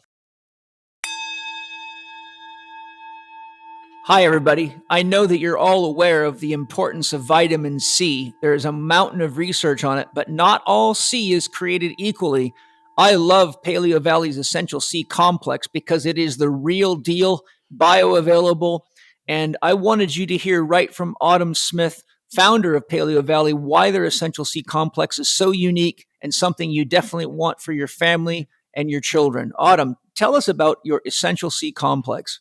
Well, I was shocked to learn as a holistic nutritionist that over 90% of the vitamin C on the market is derived from genetically modified corn and then is processed with highly volatile acids. And so I knew I had to find a better way to get all of the powerful benefits of vitamin C. So what I did was I dove into the research and I found the 3 most vitamin C rich superfoods on the planet. That's unripe acerola cherry and camu camu and amla berry. And then I just packed them into capsules. And the benefits are amazing because you're not only getting vitamin C, but all of the other wonderful benefits that come from these amazing superfoods. So to get access to this complex, all you have to do is go to paleovalley.com and you can use the code CHEK15 at checkout. That's lowercase CHEK 15, and you can save 15% off. One other thing before we moved on is we were talking about all the subtle energy bodies, causal, higher mental, lower, astral, etheric. Mm-hmm. Then you have all the chakras interpenetrating the body. You've got the nadis. My research and my work for years with water has led me to feel that water is actually the key interface for those subtle energies so that they actually penetrate and resonate with the biological structures of the body. What are your thoughts on that? Oh, absolutely essential. So I think it's clear from many classical traditions that water is the receptor for biological life, for all of the higher frequencies and information, and for the vital life force itself. When something dehydrates, it loses the vital life force. The etheric life energy can only be held in the body in the presence of water. So water is the receptacle of this. And so water is absolutely essential. The quality of water we drink, if you could only change one thing in what you're taking in, change the quality of your water from a contaminated tap water full of people's old pharmaceutical residues and fluoride and toxic chemicals into water that actually nourishes you at a cellular level. That's incredibly important. But we really have to understand that becomes the receptor for the life energy to be held in the physical body. And it's extremely interesting, the work of Marcel Vogel. I've studied Vogel, it, yeah. I love that guy. When I was able to train with him, I've got a Vogel cut crystal here that I paid a lot of money for, and I use it for healing work. It's fantastic. So Vogel understood that the water at the level of moving from the plasma to the gas to the liquid to the physical, that the water state as a universal receptor for this on the liquid state, when it concretizes into physical matter, it becomes clear quartz. And it was understood by many classical traditions, including some Native American tribes, that that's what clear quartz crystal is. It's like a condensed Physical analog of crystallization. water. It is. And that's why Marcel Vogel required his Vogel crystals, when he tests them on a radionics device, that they would have the same frequency as water, but now crystallized into a physical form. And so this is a really fascinating thing having to do with how higher energies have to have a receptacle. That receptacle is geometric forms, and that receptacle is specific materials, including water, quartz, etc. And so that's another huge secret, a huge key of how these energetic things work. Yeah. My soul taught me how to build water chargers, and I've been teaching classes on how to do it. I build them out of stone, and it's more than I can get into in a minute, but I want to send you pictures of my last water charger I built. Please do. It's interesting because, as I said, Angie is a advanced practitioner of biogeometry, and she's done our whole property. But when I finished building the water charger, when we moved here in our new house a couple of years ago, took me 3 months to build it. You can get about 25 or 30 people inside and use it as a resonant chamber for chanting and toning. Wow. But I had her come measure the BG3 on it. And, I do all this through my soul guides me. And when she measured it, she was shocked. She said, look at this. The pendulum was swinging so hard. She said she'd never, ever seen anything like that in her life. And it's also interesting, too, because out of curiosity, I've sent 2 or 3 of my paintings to Doria Kareem. And I said, when I paint from my center and I let my soul guide everything. I'm curious, what do you measure coming off of these? And she said, there is a lot of BG3 coming off of your paintings. So the only reason I'm saying that is just so that people understand one thing. And that is that through practicing the teachings with instructors like you can actually learn to become internally sensitive to these subtle energies. Like I can feel BG3. Mm-hmm. Yes. I can object rotate things perfectly, and Angie can check them and they're right, because I've learned to feel these energies, which I think is part of what happens when you have a committed spiritual practice and you take care of yourself. I don't think you're doing anything extraordinary. I think what's happening is you're actually tuning into the natural abilities that we're all here with. Absolutely. And just to amplify of what you're saying there, we were talking about water and then the quartz, and that when you created this large water charging form, you were able to get people inside of it, massive BG3. One of the things that we teach in biogeometry, as far as the ancient science of harmonizing energy in landscapes that then harmonize the people in the landscape, is that that's what they used in the ancient world. They would use the quartz-bearing stones as menhirs on a power spot or as dolmens to create a flow of BG3 through the quartz-bearing dolmen, or to create the stones in a stone circle as a way to amplify and spread the energy of the power spot. And that was with the quartz crystal. But they would also build these structures over underground water, because it's the water acts like a liquid crystal amplifier. So the use of the quartz and the use of water were both integrated in the ancient world as liquid crystal or physical crystal amplifiers and directors of the energy. So what you're doing when you say, my soul taught me how to do this, it really shows me a karmic connection to this classic knowledge and these ways of working, which again shows what you're connected to with what you're bringing forward. So I really appreciate that about you. Yeah, it was really interesting. It was about 2006, and I won't tell you the story of how it happened because that'll take time. We need to get into the other stuff, but I had bought a couple of dump truck loads worth of stones specifically to create things out of, and to build stone towers and to build mandalas out of stone, because I really, at that time in my life, needed to get out of the gym and get into nature and get more sunlight. And I needed to express my creative impulse in ways that I could mix art with exercise because I was so busy I didn't have time to paint without missing exercise or exercise without missing art. So I said, I'm going to merge these two together. And I'm out there and I always let my soul guide everything so I can practice in an area where I can really learn to differentiate the ego from the soul. Because, the worst thing that happens with this pile of rocks is they fall over and it's just rocks. But if you make the wrong decision with an investment or something important, like what I'm going to do to help somebody with their psychological crisis or something, that's not good. So I put myself in an environment where I could actually really refine my capacity for soul connection in a way that wouldn't hurt anybody if I made a mistakes or hurt me. And so all of a sudden, one day, my soul says inside of me, I want to teach you how to build water chargers. It's time for you to start building water chargers and teaching people. Now, I've studied water for years, so I immediately understood the concept of charging water. I understand from Schauberger's work how artesian wells are created, the functions of the earth. So it wasn't a concept like a water charger. What are you talking about? Like, okay, cool, let's do it. And so I remember building the first one. And I thought, okay, I'm going to test this. And I got a plastic bottle, just a standard like quart bottle that you'd buy for water at the store, like an Evian bottle. It was an Evian bottle, a liter and a half. I filled it with tap water. Then I took a bottle that had Evian. Then I took our really high quality drinking water that I get from an artesian well at Palomar Mountain.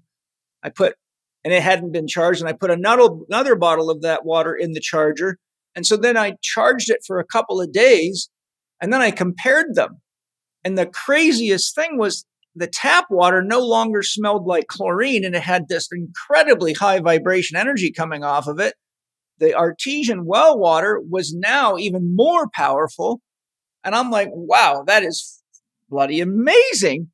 And so then my soul showed me how to use crystals and gemstones to fine tune it so that I could change the structure and the taste and the effect of the water on a person's body. And then my soul taught me how to follow the moon cycle so I could see how each day when the moon changed position, the energy of the water was different. And I could apply that to different health conditions based on the vibration that the moon was generating in the water.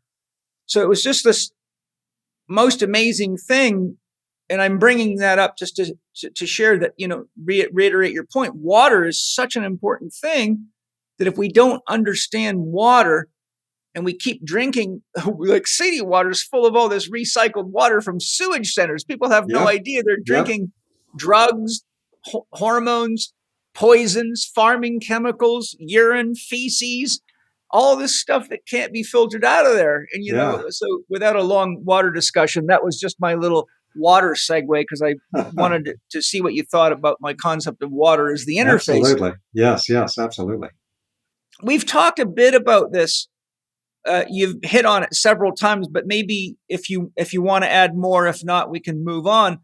But we've talked about the importance of creating new organs of perception, like subtle organs that match our physical organs through practices and life experiences. So maybe if there's something specific that you want to say that we haven't covered, I would just say from my own perspective, because I've been studying Steiner's work and I've done a lot of the exercises and various other ones. I know, for example, when I started working with Master Fong Ha, unfortunately he passed away.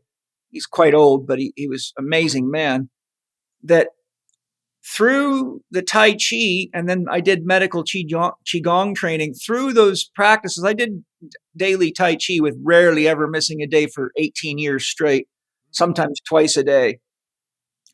But I've had radical changes in all my voyances and my ability to perceive. I would sometimes, the secretary would say, you just got a new patient, and I would immediately know who it was, what their problems were. And I would say, okay, this guy's about 50 years old. He's coming to me because he's got serious back pain and he's got sciatic pain and he's suffering from constipation. And she would look at me like, how in the hell do you know that?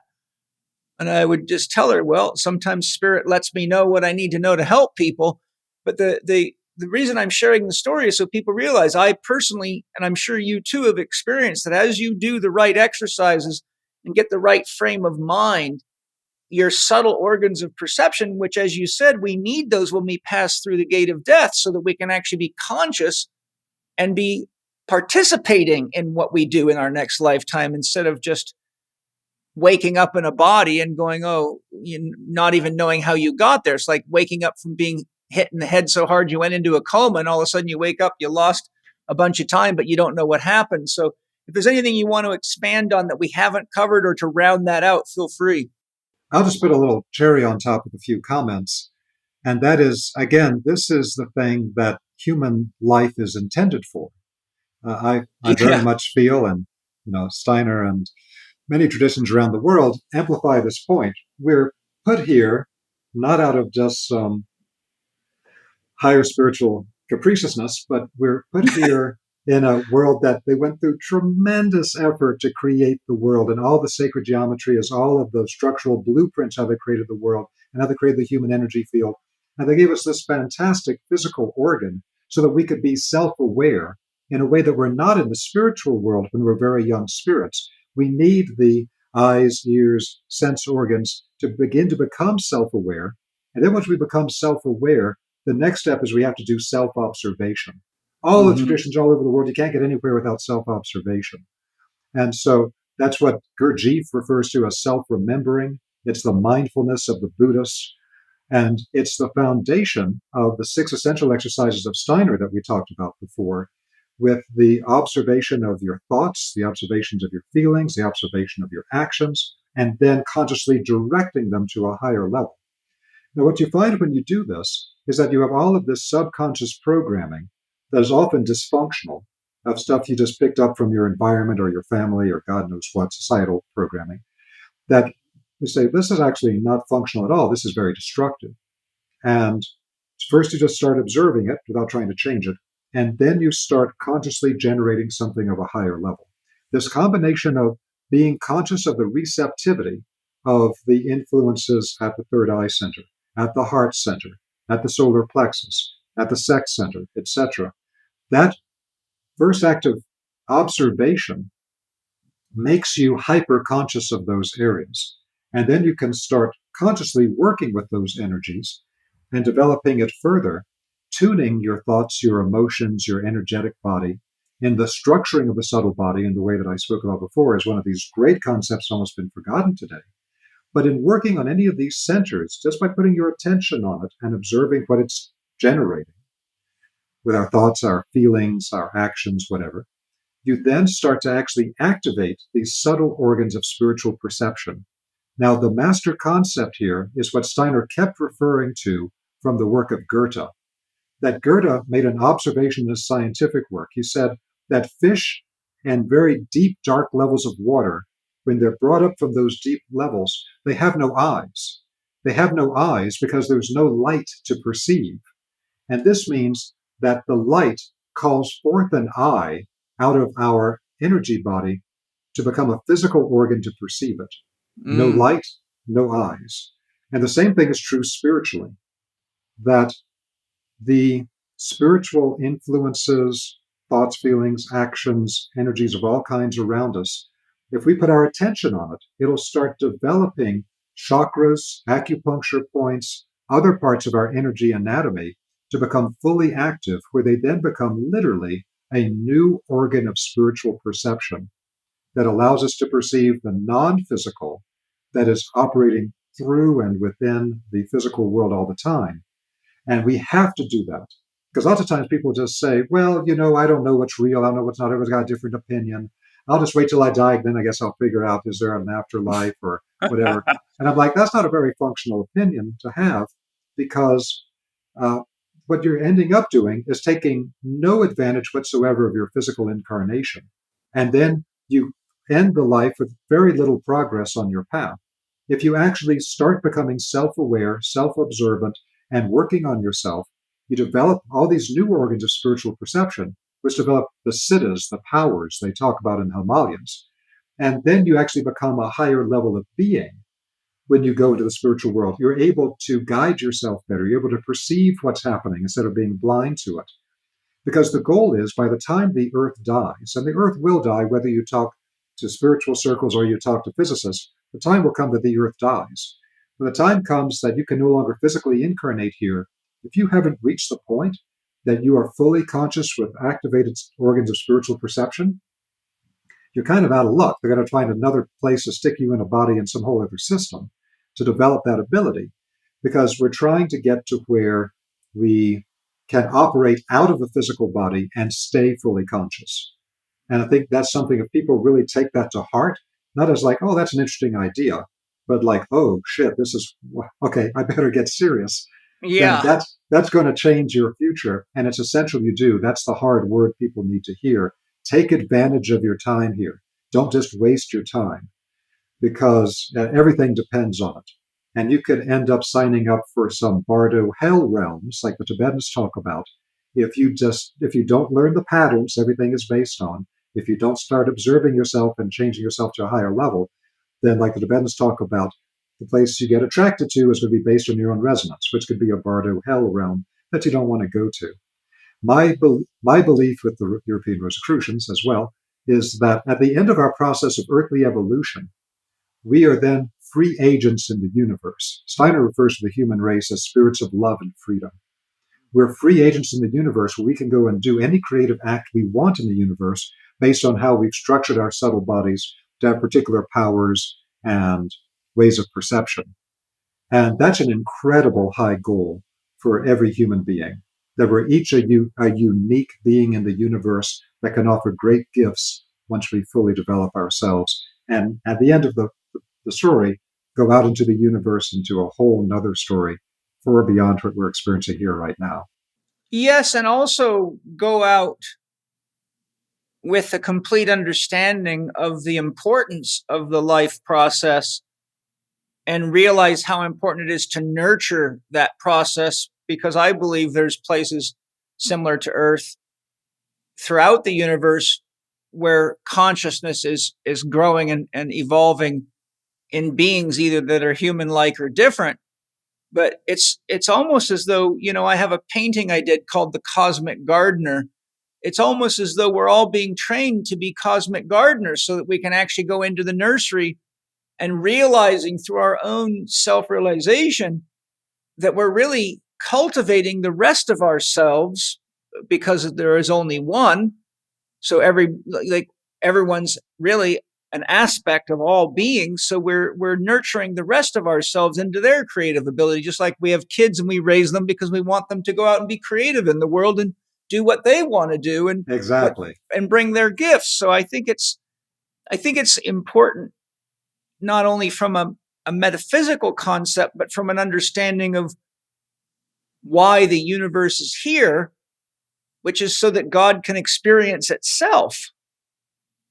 If there wasn't a universe here, then unconditional love would remain unconditional, and therefore there is no self-awareness. So I in my teaching, go say, look, you got to realize the reason God, as unconditional love, created what you think of as the world or the universe or the matrix was so that it could experience itself and love itself unconditionally, right?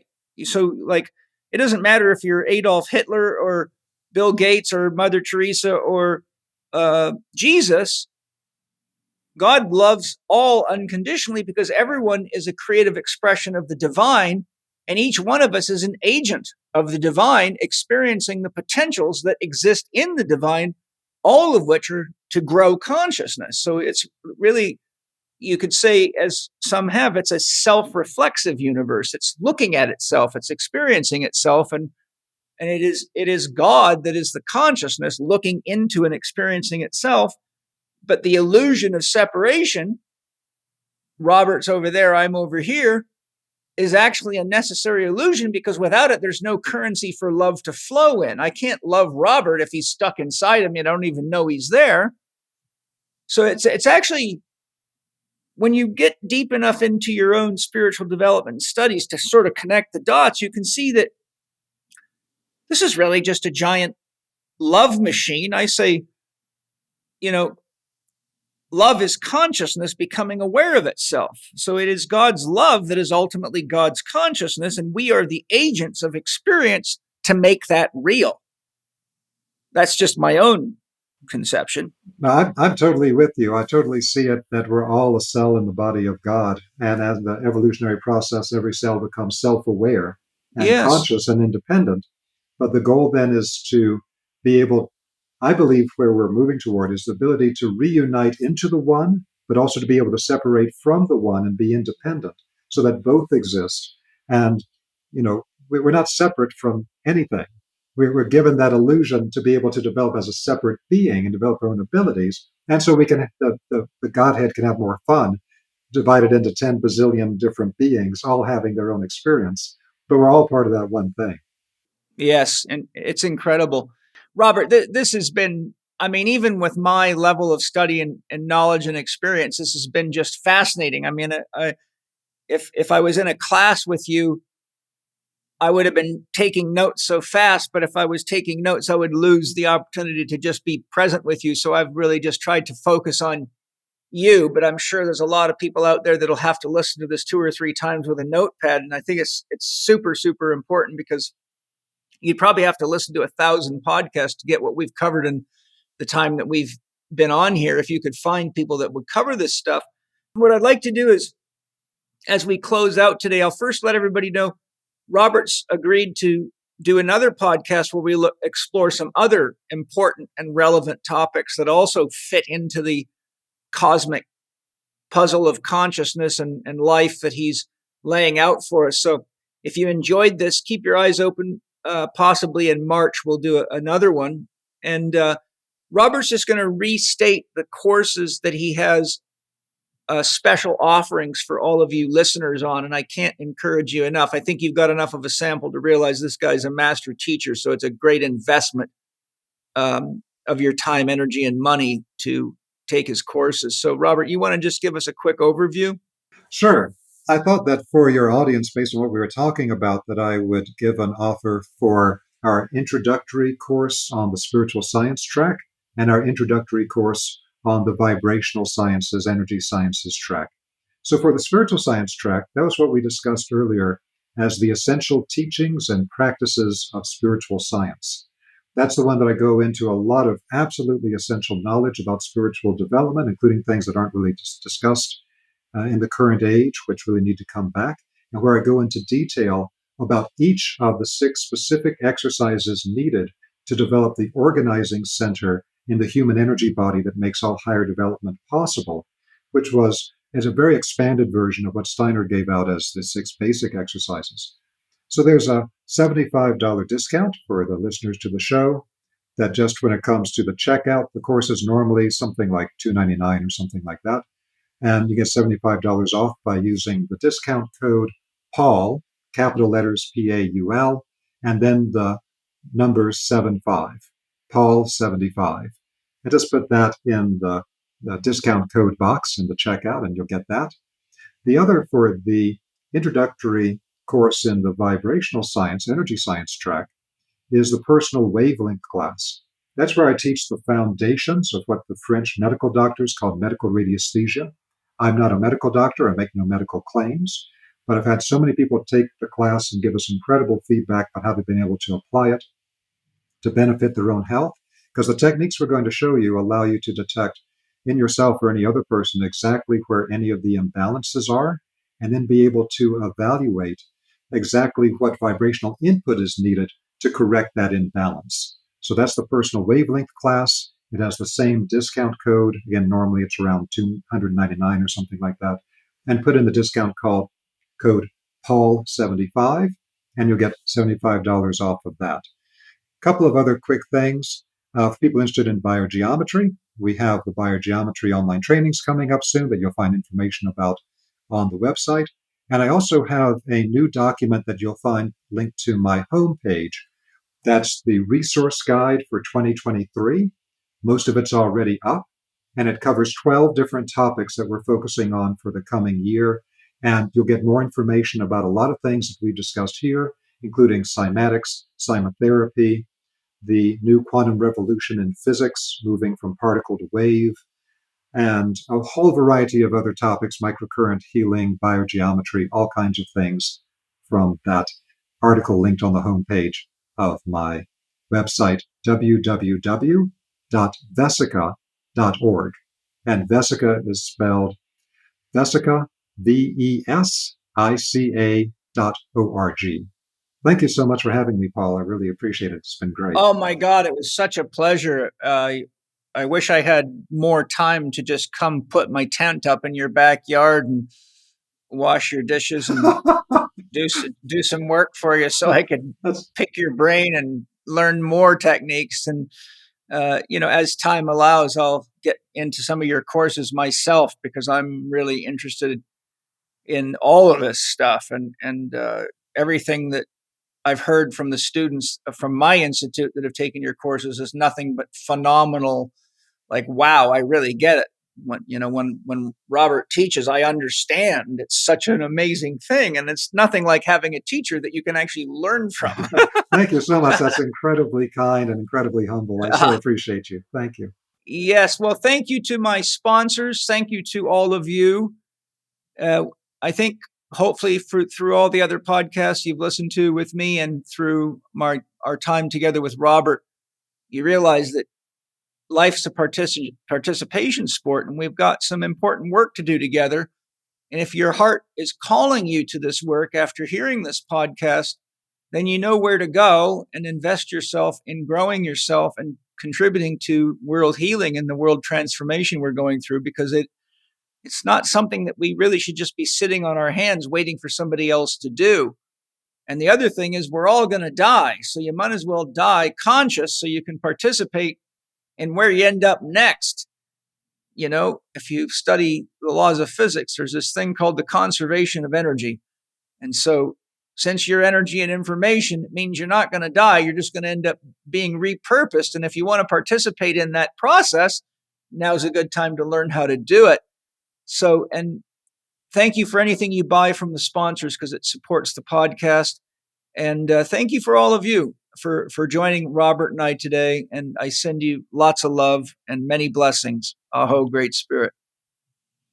Thank you too, Robert. Thank you. Great. Thank you so much, Paul. Thank you for listening to Living 4D with Paul Chek and today's guest, Dr. Robert Gilbert. Visit the Vesica Institute online at vesica.org. That's VESICA.org, where you can learn more about their study programs. Paul's podcast listeners can get $75 off each of 2 of their most popular online courses from the Spiritual Science track and the Vibrational Science track. Use the promo code PAUL75, that's PAUL, all uppercase 75, when you register for the Essential Teachings and Practices of Spiritual Science course or the Personal Wavelength course. Learn more about both courses online at vesica.org. You can find Paul on TikTok and Instagram at paul.chek, on Twitter at paulchek, or on his YouTube podcast channel, youtube.com/living4D with Paul Chek.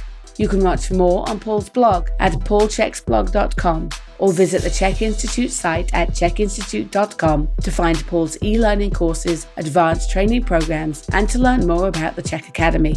You can read the show notes and find links to the resources mentioned in this episode at chekinstitute.com/podcast. And finally, if you enjoyed today's episode, please consider leaving us a 5-star rating and a warm review at the top of the show page on Spotify or at the bottom of the show page if you are listening on Apple Podcast.